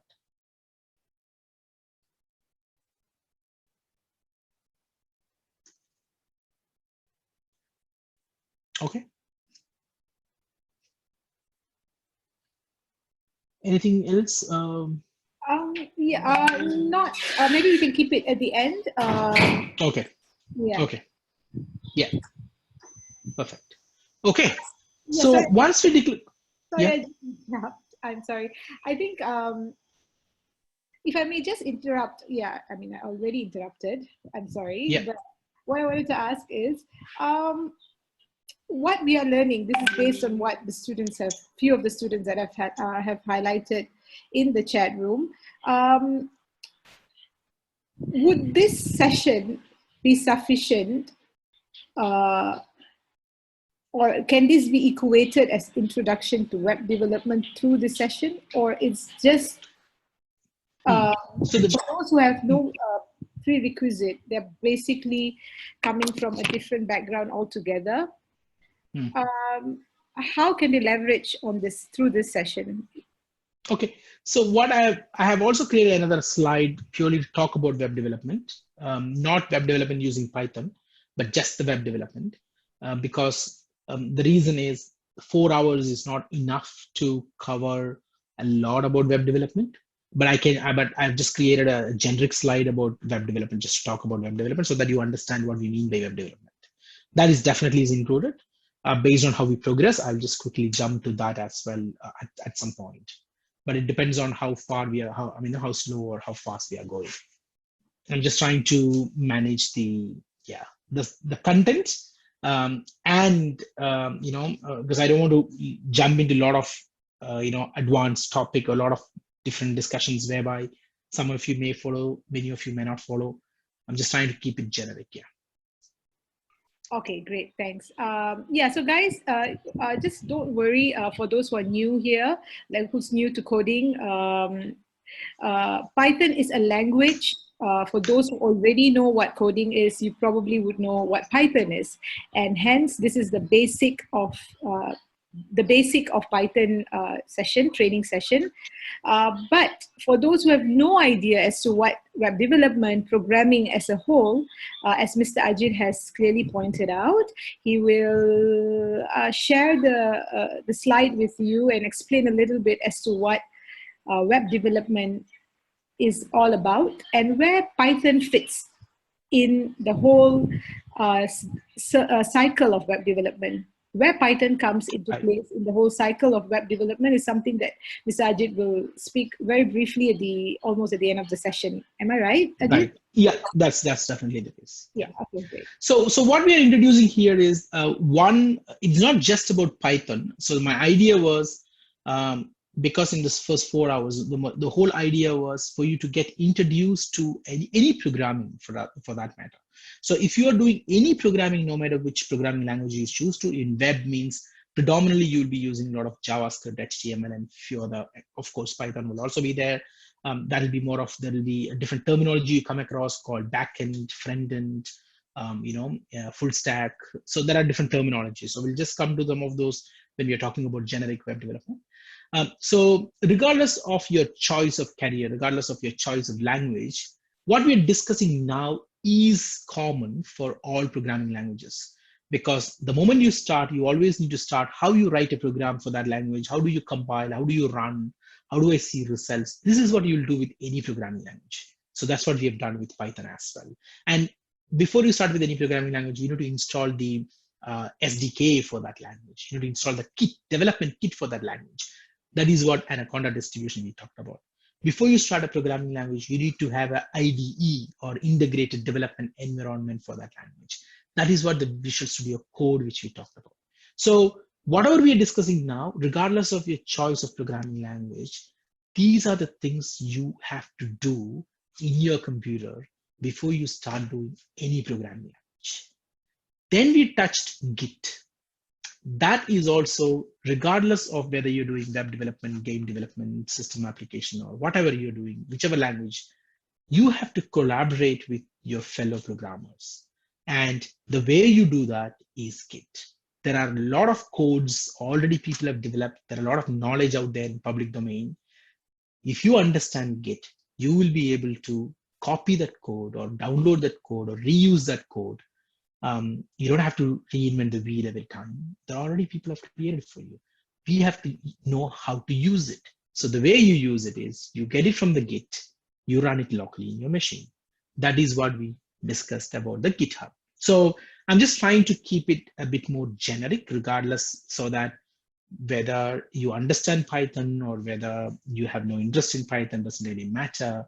This is how you do it for any computer science, any IT software application. This is how you have to progress. Okay, so that's basically the idea. And even in Python, I'm not getting into, typically if I was teaching a university student in an academic form, then we start with data types, variables. There are quite a lot of theory which we will start with.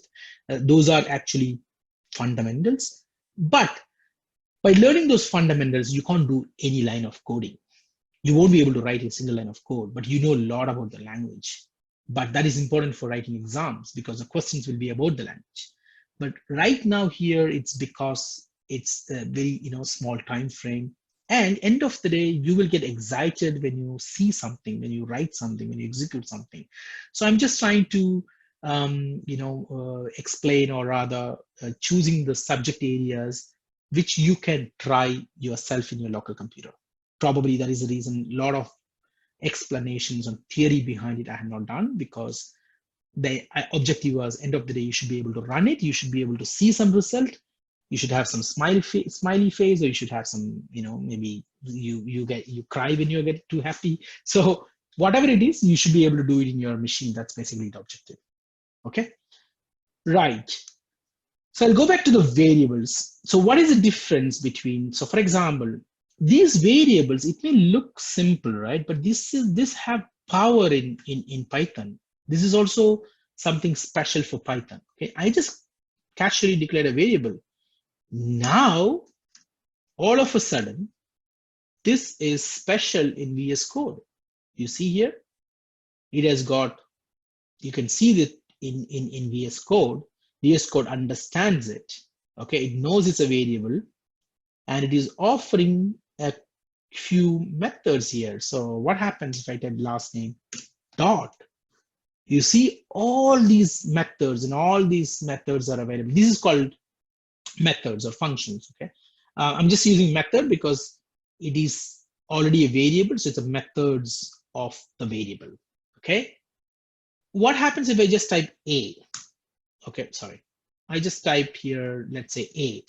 Okay, I just have something called a, and if I type here a dot, will anything come? No.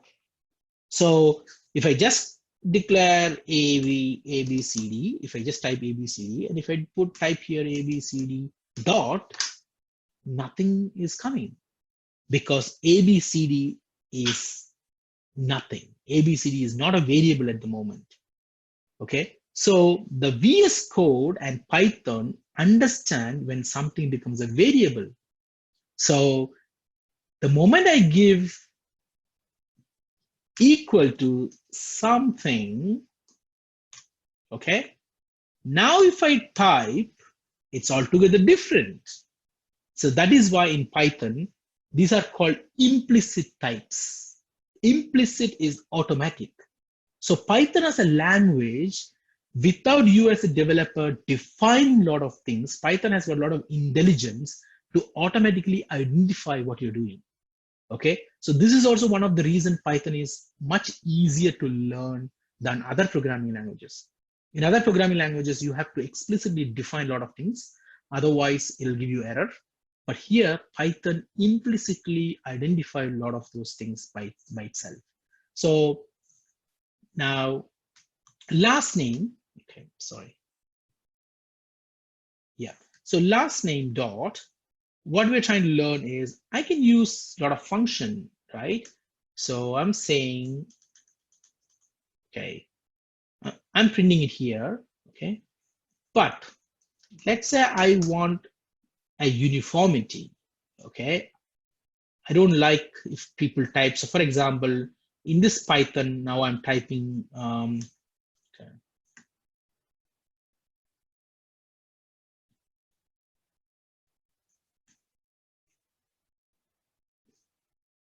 Okay, so cd code base, cd Python, okay, yeah.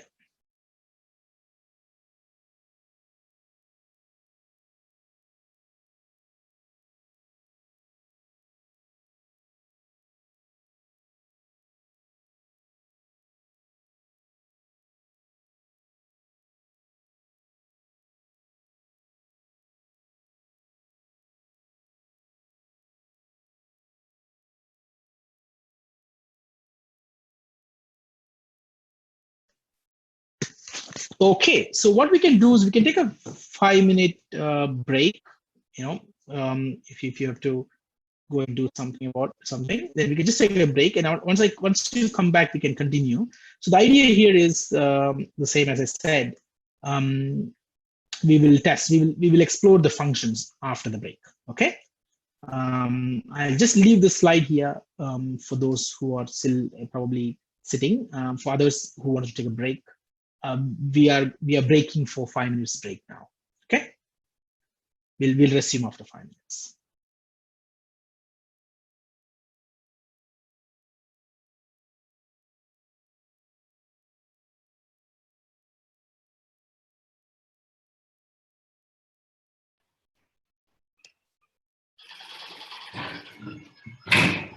Hi guys.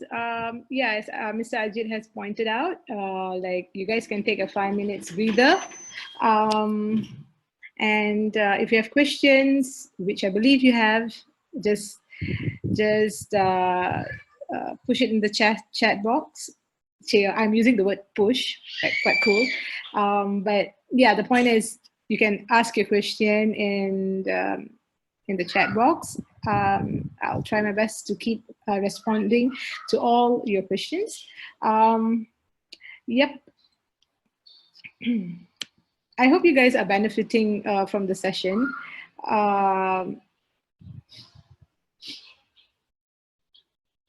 Yes, it is used in visual. Akif, I will, let me ask the trainer to explain, because he probably would explain in a more clearer form. I just want all of you to know, as much as I run an IT training academy, as much as both Caprice and I formed coding school, personally, I don't come from a technical, I'm not an IT tech background. I don't come from that background. But I just do the business. So sometimes I may not be able to answer the right question. So that's why I tend to check back with the trainer.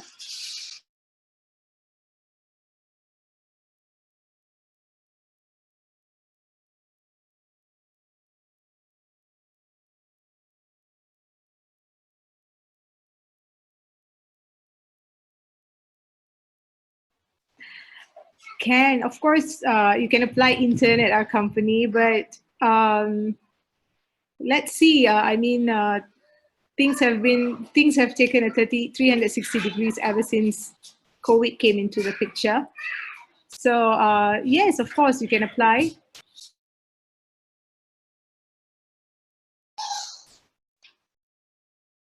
You can either apply for in Kaki Code or Nexperts Academy.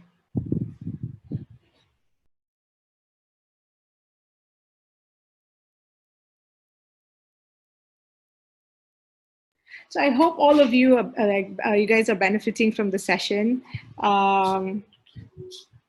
Well,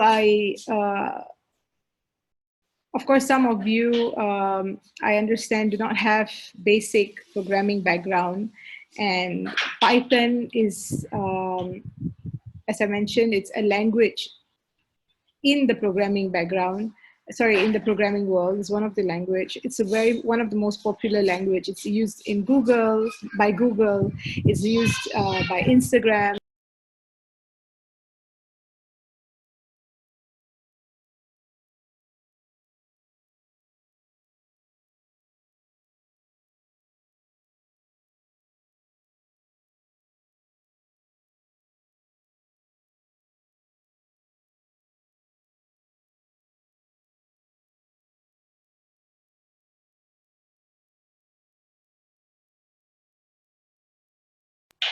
Sorry guys for the distractions. I do have distractions running around here.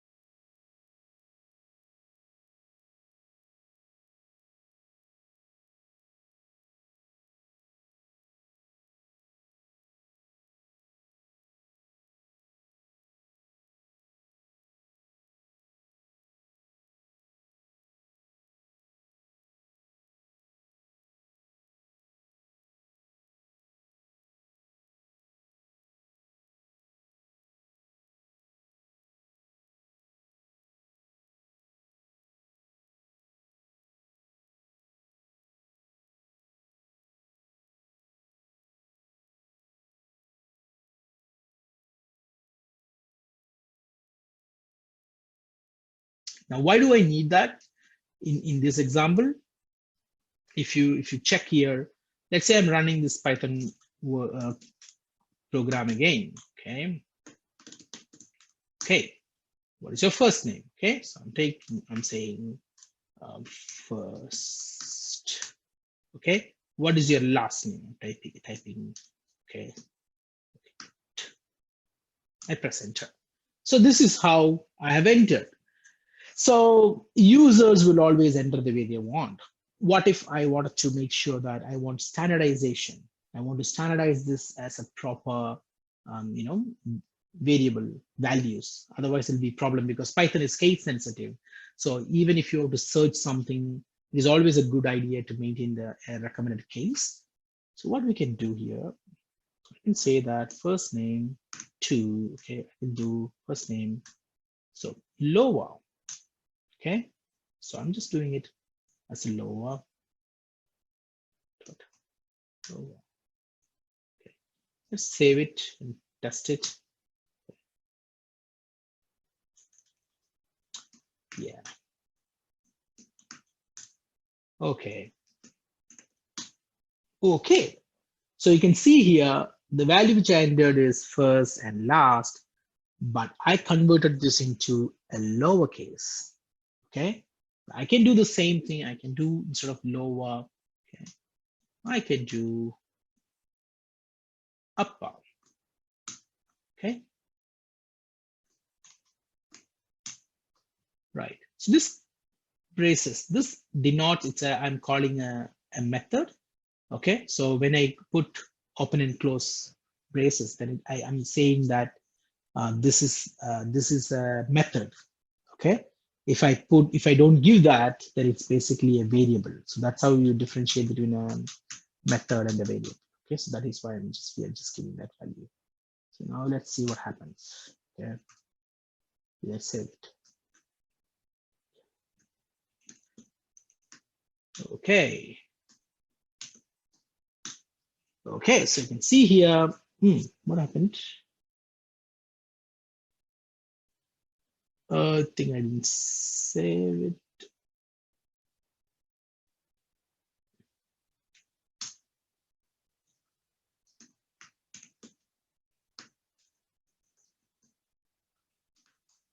Yes. Okay. So you can see here, this is my original text. This is the lowercase and this is the uppercase. So we can use, once you create a variable, you can use functions and variables in Python to manipulate with that data. So Python allow you to manipulate the data. Yeah, there's also an option called swap case, which means if I give uppercase, you will give me lowercase. If I give you lowercase, you'll give me uppercase. So all those things are possible. So it is the whole, what you have to, your takeaway should be that once something is a variable, Python has implicit functions available for you to manipulate the data that you store in a variable. Okay, so that's the most important message that you should carry with this. Okay, and the function can actually do multiple things. Okay, so there are so many different functions in this particular in Python. So these all are out of the box. So the benefit of having these out of the box functions is it gives a lot of power for you to search to use it. So for example, here you may be wondering, why am I changing it to a particular case? So for example, there is a function called find. The find will help you search a particular string within a string. Okay, so message is a string. What do I mean by string? A string is alphanumeric characters. Okay, and when I say a number or a digit, it's actually a numeric data. Okay, string is an alphanumeric data. I can store I can store alphabets, I can store special characters, I can also store numbers, then I'm calling it as a string. If I can only store a number, then I'll just call it as an integer or number or digits, something like that. So this is a string, this is the functions of a string. So I can have find, I can count how many characters exist, I can change it to uppercase, okay, I can change it to a different case, capitalize. I can replace, I can work with different functions. So I can work with change the values. So this is all are possible by using the string function. So there are different functions available which you can use. I'm not going to get into details of these functions at this stage. You can read more about it. So the best way is, I always tell them that, Google it. Yeah, Google has got more knowledge, collective knowledge. So you can say Python function, find. Okay, so you can see here there's a Python string find, there is W3 score. So it'll explain you more about that particular function, or there are official Python documentation.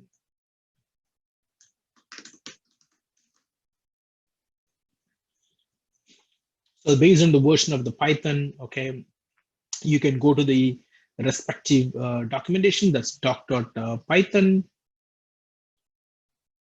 So this is where you get all the documentations. So 3.7 is the version which we are using, which is a stable version. Okay, so that is what we are using. And you get reference to everything here. So the benefit is, you don't have to remember, you don't have to, it's one good thing about programming in the current world or current generation is you don't have to memorize. This is a difference between academic learning versus professional learning. You don't have to memorize these functions. You don't have to remember these functions. You need to just understand that a variable has functions. If you want to figure out, if you want to identify what are the possible functions for a string, just go to the documentation. It will show you all the possible functions because it keeps getting updated with every new versions and every new updates. So don't try to remember it. Just use logical way of finding it. Okay. Right. So okay. So this is the next question. Have a user enter their postal code and then display that postal code in all uppercase letters, even if the user typed in lowercase? We know we have done that. Okay, so you can have an input, you can use an upper, it will just present it. Help us with upper functions. Okay, right. So in this case, okay, so what is a bit important is, remember here we have been using first name and we gave dot and we are getting all these IntelliSense. Now let's try this one. Okay, let's try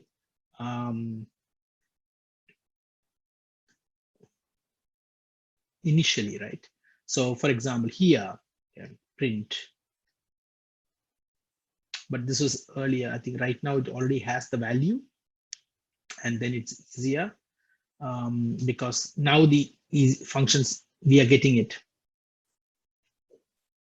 Okay, so this is because the earlier postal code. So if I am using now, the new versions are a bit more smart because it by default defaults to the string values. Okay, the earlier versions, we never used to get this as a clear. So for example, if I give, let's say, var equal to input. So if I just give, let's say, input something, okay, sorry.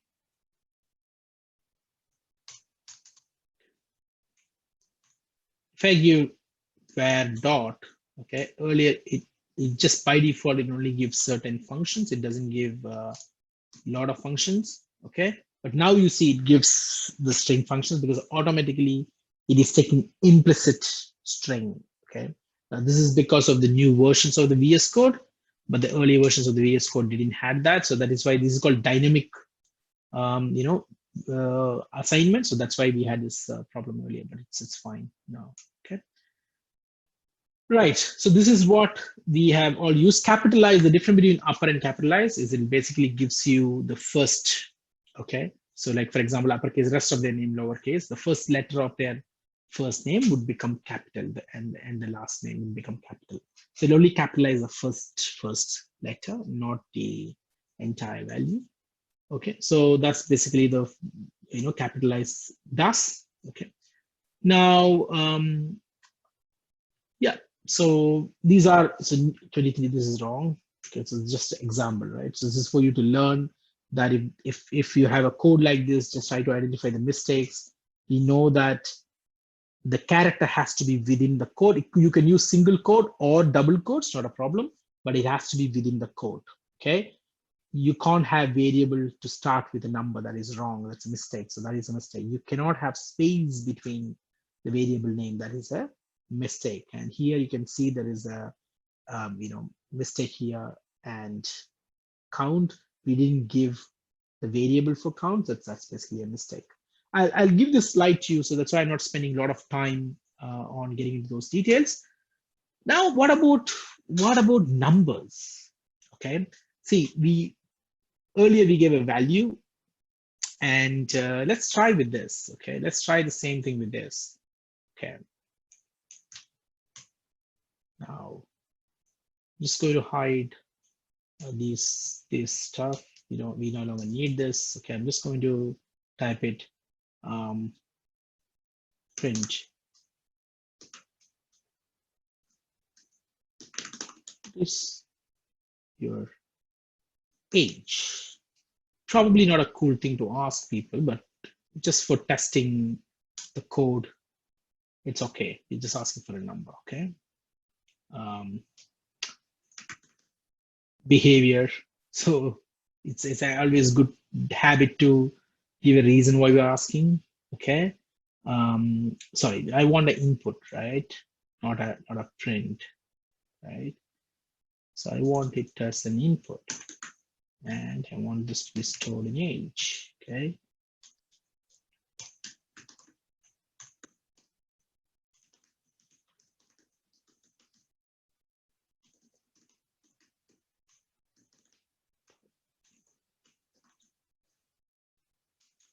Okay.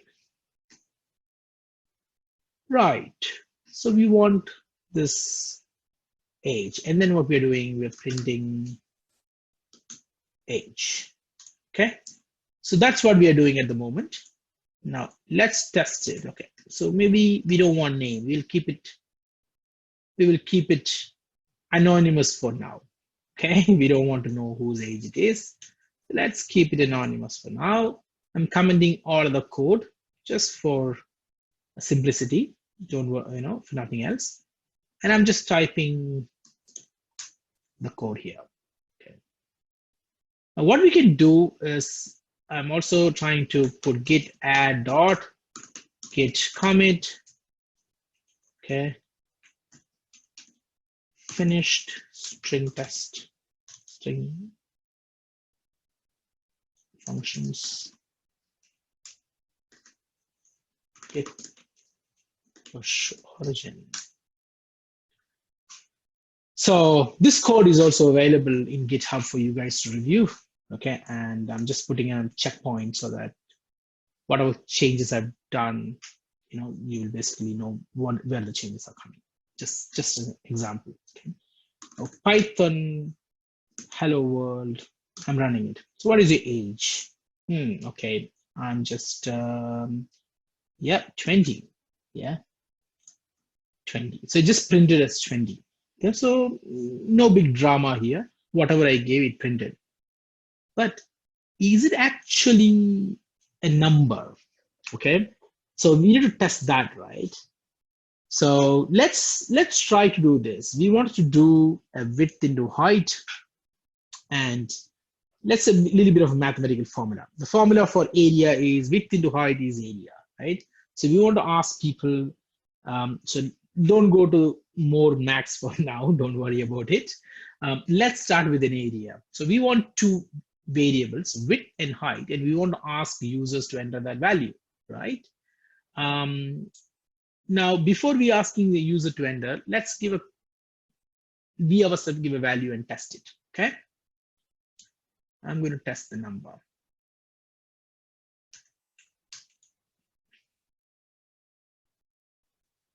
Okay. Width equal to 20, okay? And height equal to 5, okay? I'm just saying width of the area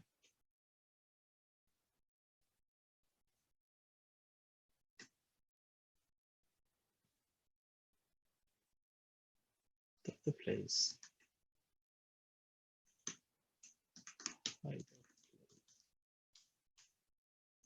area equal to width into, so it's width into height. Okay, so I'm saying area is into height. Okay, right. So now I'm printing the area. So this is the code. Okay, now let's run this. Area is 100. Okay, quite simple, which means you know that all arithmetic functions works. You can do plus, minus, multiplications and everything. In Python, it's natively, you're able to do it. You didn't do any special coding or special packages or anything. This is all part of the base language, okay? You can straight away use these things. Now, isn't it a good idea to ask people to enter rather than we doing it by ourselves, okay? So let's see what happens when we ask someone to enter this, okay? So I'm just trying to comment this one, okay? Right.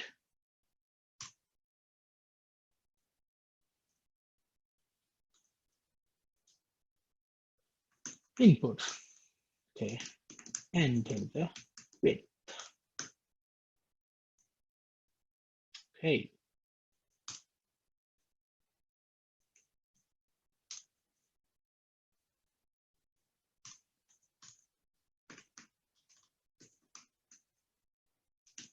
Enter the height. So everything else is the same, okay? Should all be the same. Area is okay. So all looks good. Area is width into height, and this is the value, right? Now let's run this. Python hello world, enter the width. So I'm just entering the same 20. Enter the height, I'm entering a 5. Enter it. What happened? So far, we had never had to see this side of Python, right? Everything was working very nicely. We never had any problem. Okay, it was quite a beautiful way. But now we have a problem.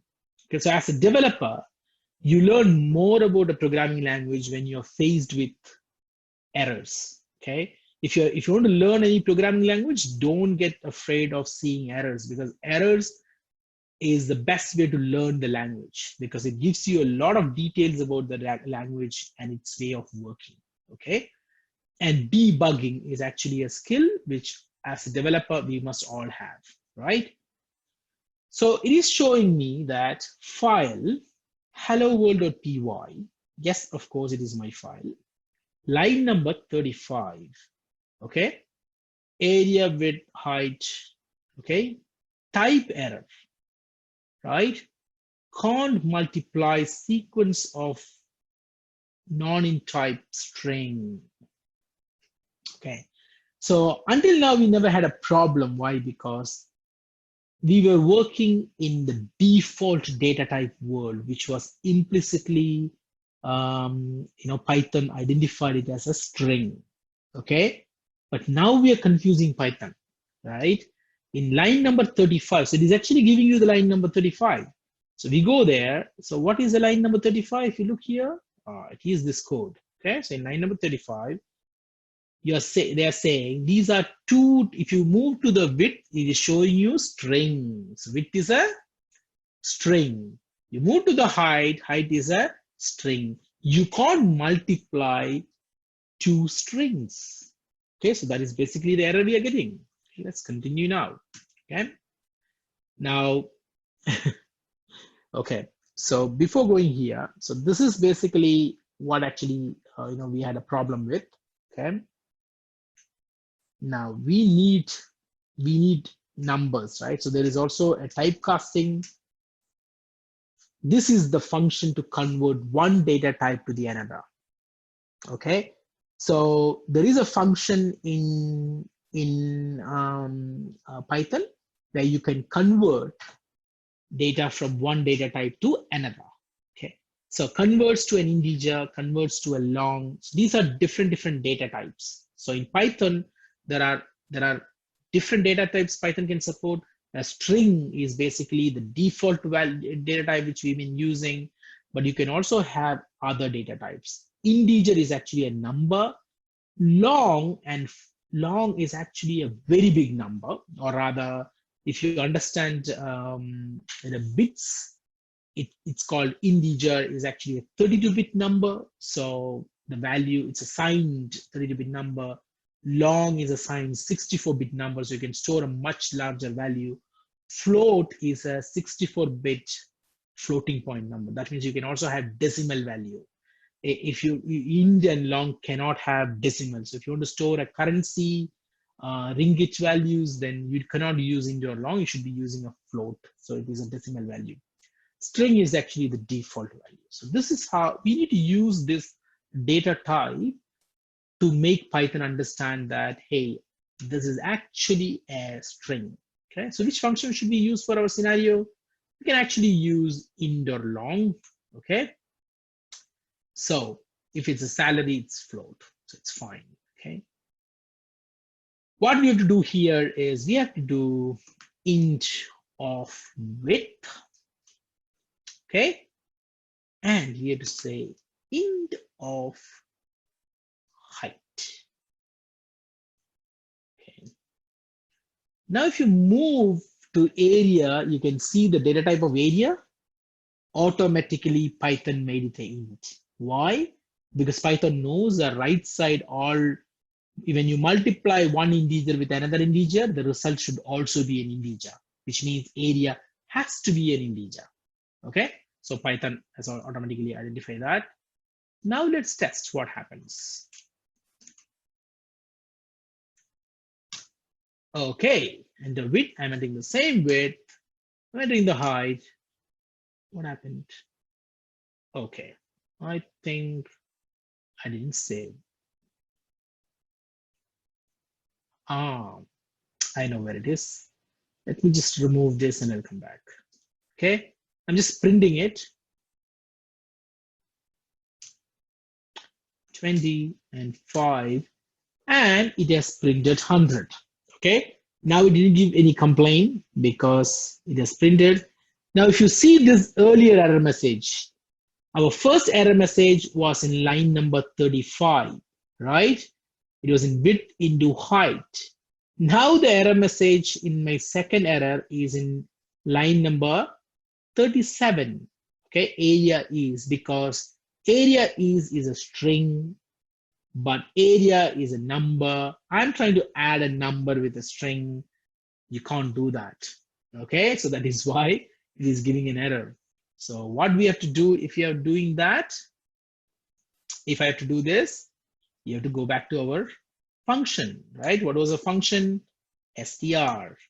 So if I give here str,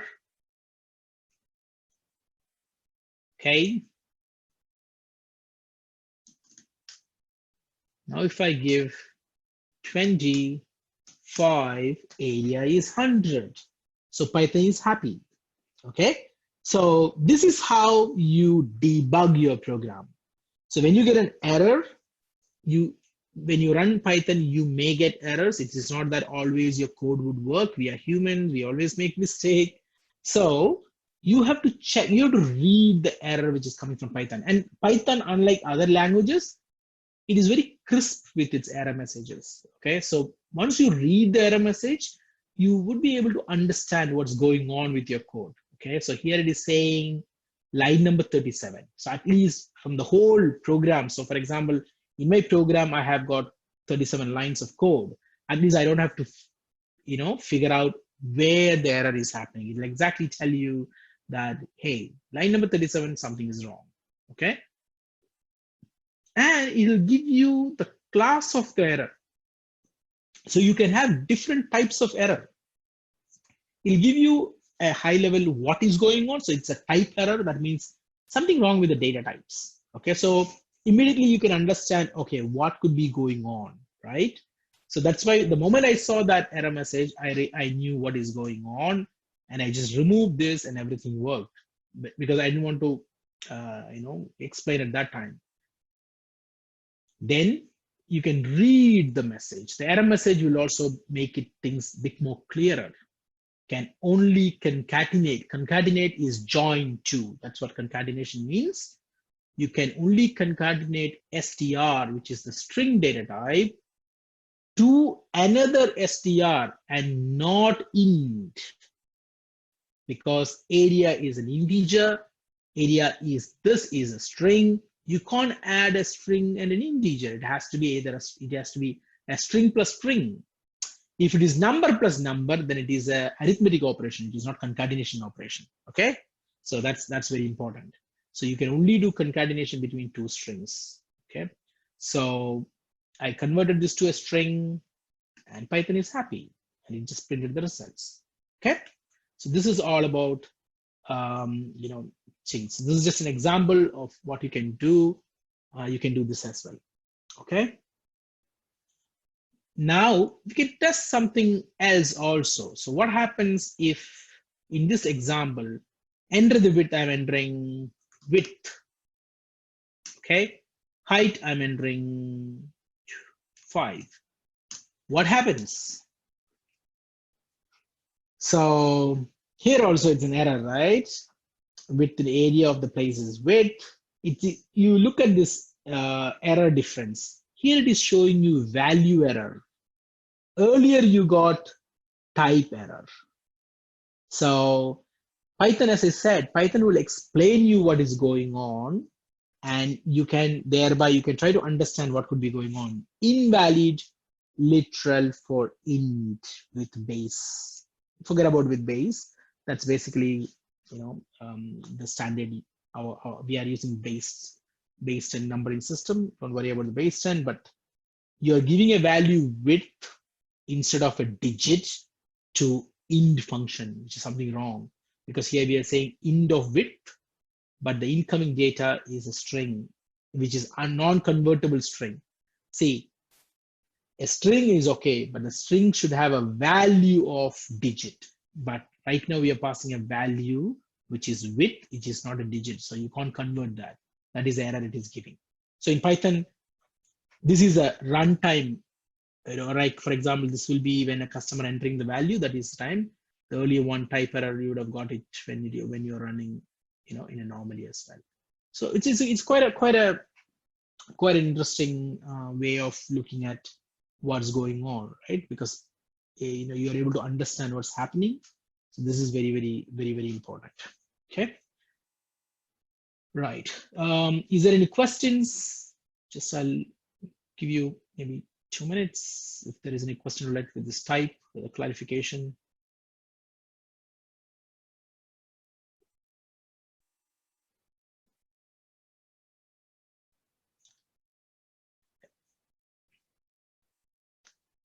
Okay, so I hope everything is fine.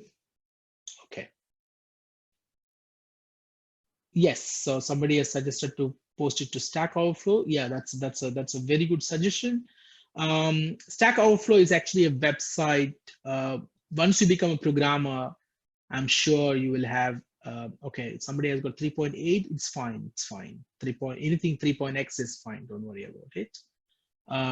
Yeah. So once you become a developer, there will be a lot of questions, there'll be a lot of clarifications. So the whole world, there is a community of developers out there who all are ready to help you.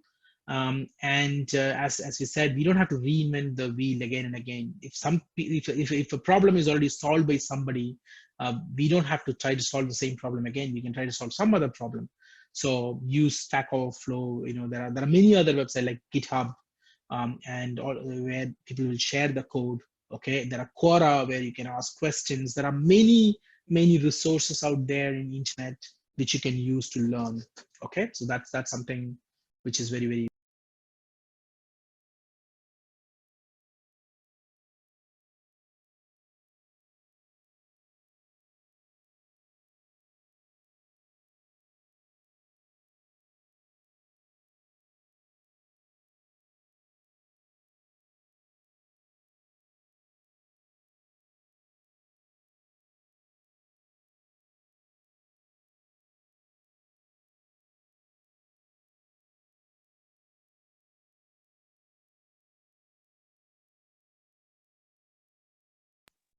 Right. So there are quite a lot of other contents as well. You can do the same thing with date and times. Like for example, today's date. So now you come to something called a module, right? The functionality import date time. So this is something which is very important.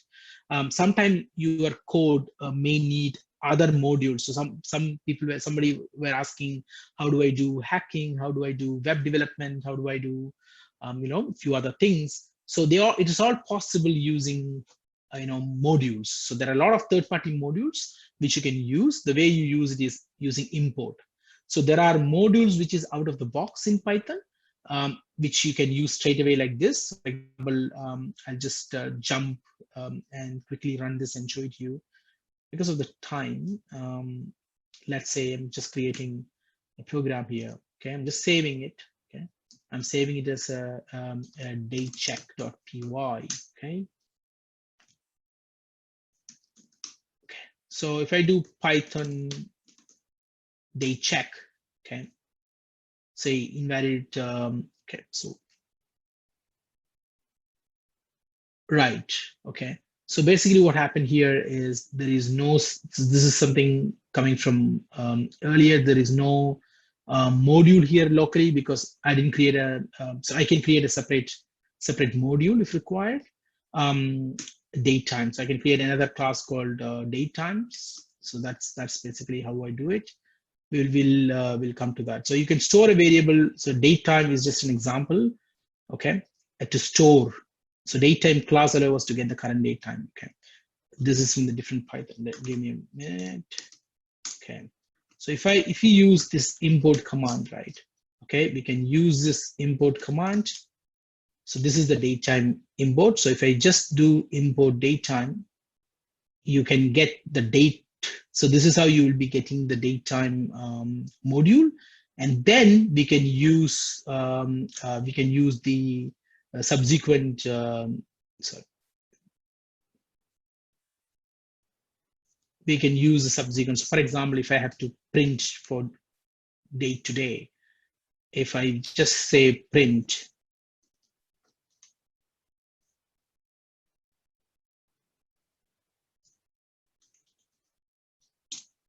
Okay.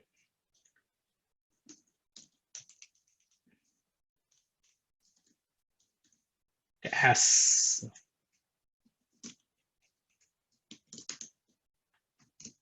okay, I'm saying date time dot date today. So you can see here. So what basically happens is when we are importing a particular library in the new version, okay, you can just give here date time. Okay.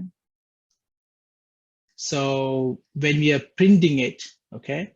So when you're printing it, it will be printing as that particular function. Okay. So it will be that's basically how it will be running. And if I'm printing it, date time dot date dot today, you can see it has printed the date. So you can create your own custom modules, or we can import someone else's modules, or we can install additional modules. And in all those cases, it will work exactly the same way. Okay, that's it.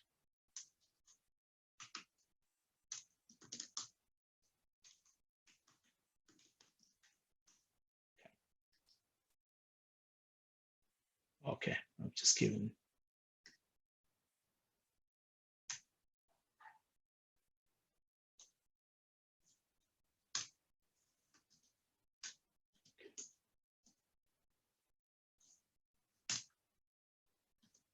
Okay. So when we are copying, it's a problem. There are special characters which will basically create a problem. That's basically okay, the problem with it. So we have so this is how. So this is import is actually a very important function, a function to note down, because this is how we would be importing third-party modules. Okay, so there are modules which comes with with the particular Python, or there are modules which we have to import from other places. Okay. Now let me just run this example. it's a snake game. Everybody was asking game, so I thought we'll just have a before that I just had this just to demonstrate what and all we could do with the Python. So here I'm importing a library called cursors, right? So in Python you use a command called pip to install any externally provided libraries. So there are two ways to install, conda, but I'm just going to give you pip, or you can also use pip3. Both are valid. You can use command called install, and you can give any library name. Okay. So what it will do, it'll basically download and install. But in this case, if it doesn't find, then it will just give you error message that it didn't find that particular module. Okay. So what you could also do is you can give any respective different variable name. Like for example, I can say that I want pandas. Okay. So I already have it. So it's just giving that requirement is already satisfied by existing. So you can install. So there are a lot of third-party libraries. That's where you will be searching Python library for CSV. Okay, so you'll see here. Okay, so this is the library for you to read and write. So this is very important. You can see here Python version 2.7. Here you can say Python version 3.4. Here you can see Python version 3.8. So the code, whatever you're trying to get it from the internet, you have to make sure that it's also for the Python which you have installed in your computer, because otherwise you may have a problem. Okay, so for example, this is the library you are interested in this code. Okay, and it'll tell you that import CSV. Okay, so you have to do this to work on it. So how do I import CSV? Okay, so if I do Python and if I type import CSV, okay, it's there out of the box. So if you get an error, if I get CSX, for example, it'll give you an error, module not found, no module name CX found. So you will have to install that module. So if you're using a module which is already available, then you don't have to worry about it. It's already there. Okay. So that's basically how it would work. So in this case, what happens is, okay, let's see. Okay, I'm going to go to this code. CPU. Okay, so this is a sample.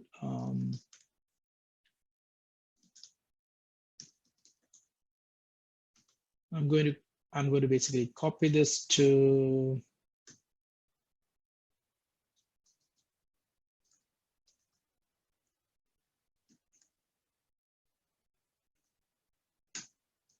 okay.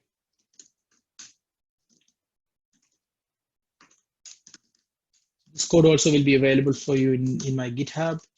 Git add dot git commit sm game sample git push origin. Okay.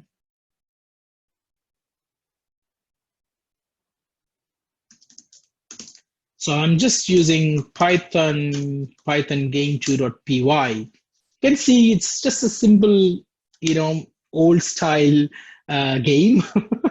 Okay, so you can use a keyboard to move. Okay, so you can type X, something like that. I got a 0 score. So this is just an example that you could use Python to do anything you want. It's not that it is only for 1 + 1 = 2 or something like what we are creating. You can do anything, but it all will be depends on certain libraries.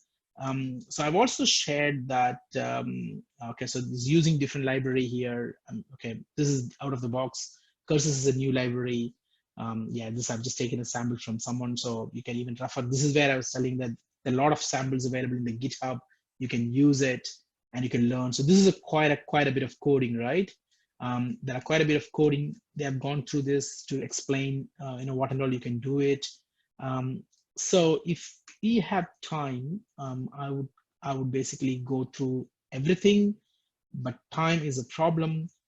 So I'm going to share this content anyway. So as a content, I had prepared quite a lot of content for you guys to learn conditional. It's almost like 300 slides, 360 slides. But with given 4 hours, there are certain things which we can cover, not everything we can cover. So I'm not sure how many of you guys have got time.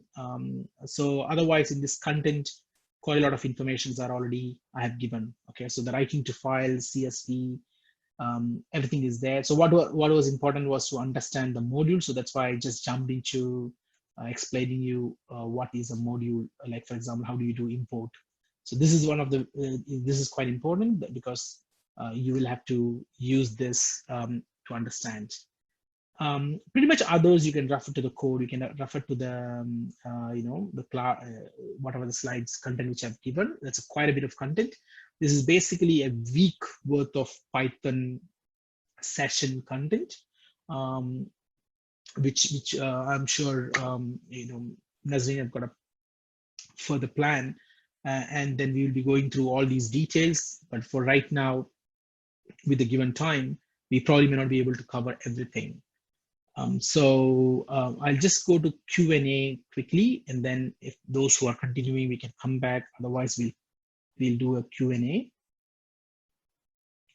Pandas, yeah, Pandas is basically, I was just giving an example, guys. There are a lot of libraries available. Okay, what is Pandas? So, okay, so Pandas is a very popular Python library.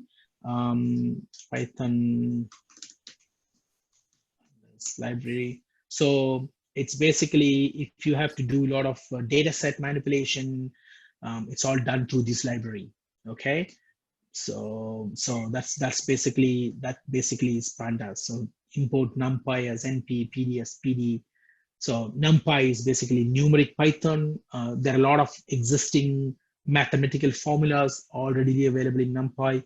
Pandas will give you a data structure to process. So if you understand a series and you want a collection of data, let's say you want a table, you want a matrix of row column, all those things are done by Pandas. So it's a very, very popular and very powerful library. Okay. So you can install. I was just giving an example of importing or installing the library. Okay.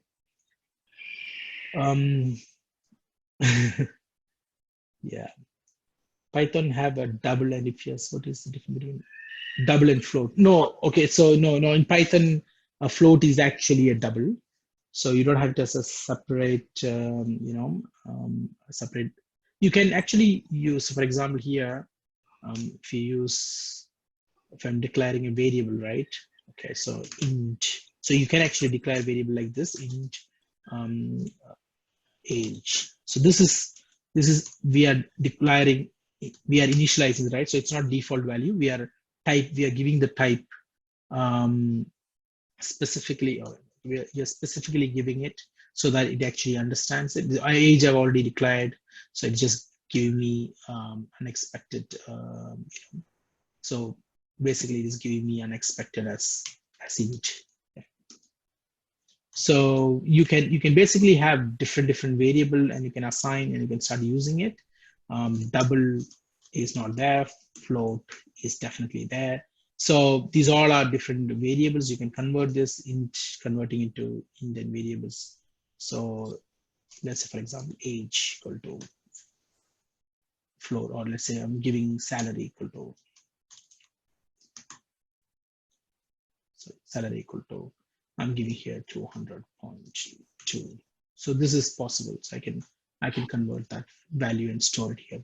So this will be by default automatically will become a float, because that's what I've just basically declared. So in Python, that's how it works. So you can, based on the value assigned, it's a dynamic data type. So based on the value assigned, you can get the data type for that particular variable. Okay. I have some other questions. I just took a list of questions here. If you great, Ajit. How did you do that? I want to save the chat. I just took it from the chat earlier when we had a break. So if some of you guys have got any other questions, then you can raise it. Otherwise, or Ajit, if I may suggest, like maybe, because we've been just talking basically just to it seems like we're talking to a screen. But how about if I opening up the video for some time? I was thinking that at the end to just have nice picture, like a group picture with after I enable the video. But for those like who still want to ask question, just for those who want to ask question, maybe you can unmute and enable your video. At least I can see your face. I mean, if you don't want to chat, you guys can unmute. Or shall I just unmute for all? Shall I just enable the video for all? What do you suggest, Ajit? Yeah, you can. Just to say hi to all of you before. Yeah, you can let them. Ajit, yeah, you can enable for all. No, I think they themselves will have to enable it. We can only ask, yeah. Hi guys. Yeah, you guys can start enabling your video. If needed. You can have a look at all the fellow students who came about and spend, I would say, a good solid 3 hours of your time. Okay, 11, 12, 11, 1, 2, 3, 4 hours. Sorry, 4 hours of your time. Yeah. It's such valuable time, and you know, and just want to appreciate. I want to say thank you and look at you guys. You guys will enable video.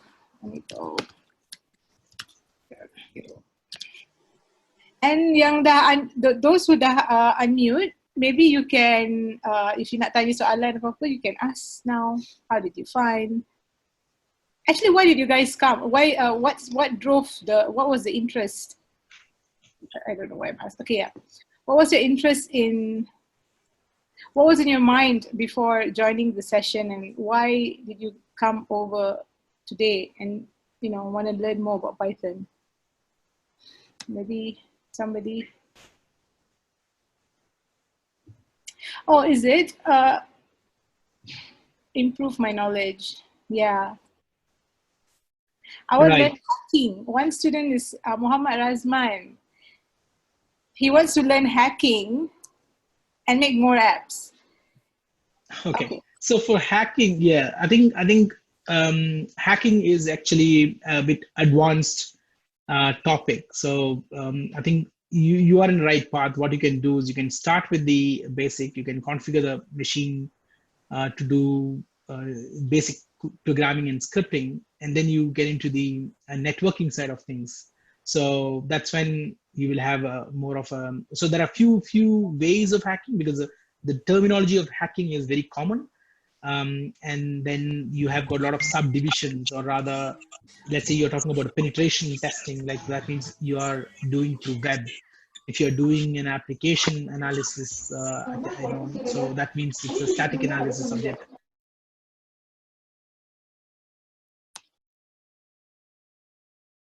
Probably you have to spend some more time learning about the language, and then a bit more details in terms of how you do that.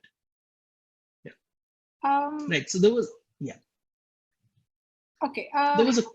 I think I have already addressed how to connect Anaconda versus Studio, and then I don't understand it. Okay, so there is a Windows Anaconda prompt. Okay, I've done that. How do you bring your idea into coding? Do you have any specific steps? I think one thing which I'll also share the web slide. The one thing I actually wanted to go in a bit more, if I had time, I would definitely wish to do that, is the web architecture. Maybe I'll just quickly share, if you guys have got a few minutes of your time, I'll quickly share that. The reason is, whenever you guys are developing any applications, this is something which is probably very important for you to understand, is if you take a web application, so there are client-side technology. So if you take any web technology, you have a client and you have a server. And in server, you have different technology. So when you're developing a program, you don't always think from this perspective. So there is a client and there's a server. So the Python is very popular in the server side of things. Python is not used in the client side of things. It is JavaScript, HTML, CSS. Those are the technology which predominantly people use in the client side of things. So when you're doing an application development, if you want to become an application developer, this is called front-end technology. This is called back-end or they would say that full stack means it is end to end. So this is how it is developed. So Python definitely has roles, but the role is in the server side, not in the client side. So even then, when people ask, can I develop games? You can develop games, but what part of games you're talking about? Are you talking about the interface part of the game, or are you talking about the analytics part of the game? Okay. So that's the topic which you have to understand, because an application has got different layers. Right.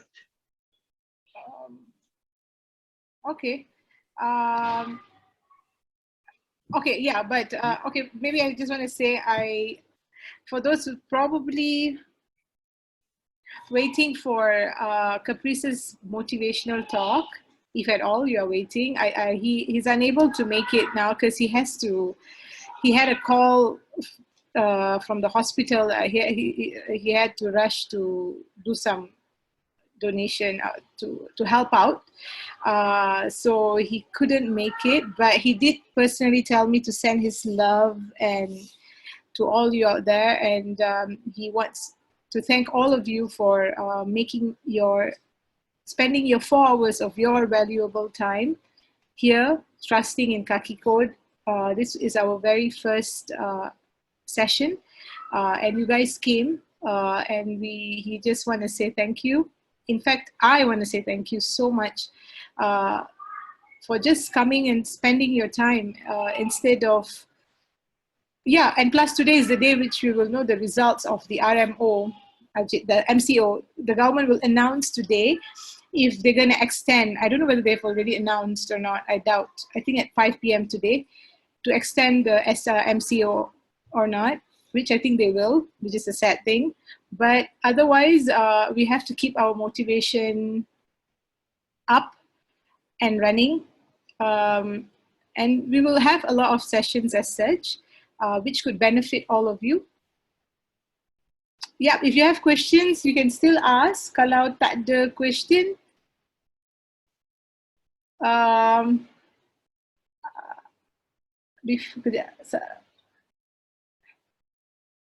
okay.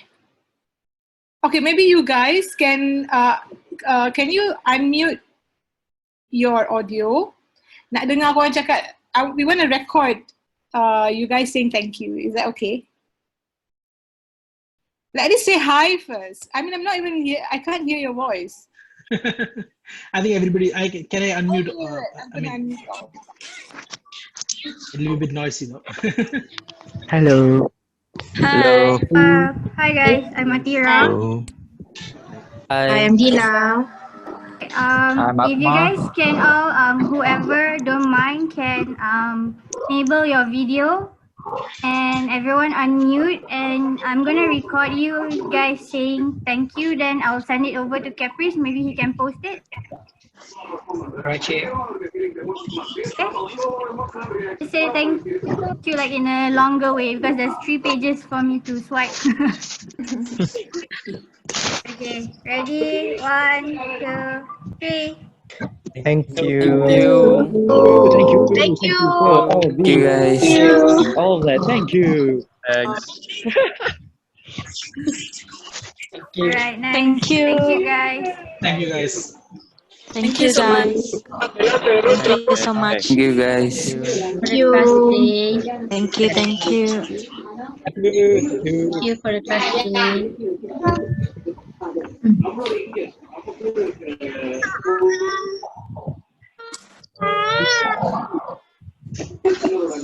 Alright, I think that'll be all.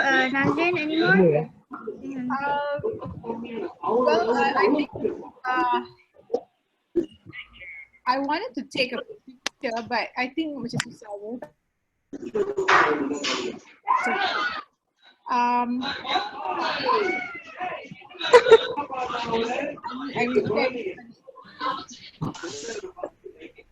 Okay, I'll mute it. Yeah, wait.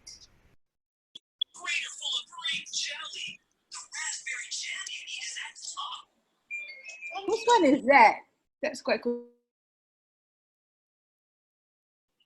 Okay, guys, I think that's about it. So you've learned Python from Mr. Ajit today, just basics of it. Of course, this is just, I would say, just a start. There's so much more to go, as Mr. Ajit has mentioned. To become a web developer is a real journey. They say you can't learn, coding is a marathon, it's not a sprint. So it takes time for you to learn. It needs a lot of passion, patience, and Mr. Ajit had pointed out, don't be afraid of errors. I think through errors will you learn more. And I guess that's about it. Yeah, just pray, guys, for this pandemic to come to an end, so at least we could see people in flesh rather than, rather than a screen. Yep, that's it. So shall we part? Oh yeah, thank you. I'll share the I'll share the slides and as well as the link to the GitHub, and then probably we can collaborate later.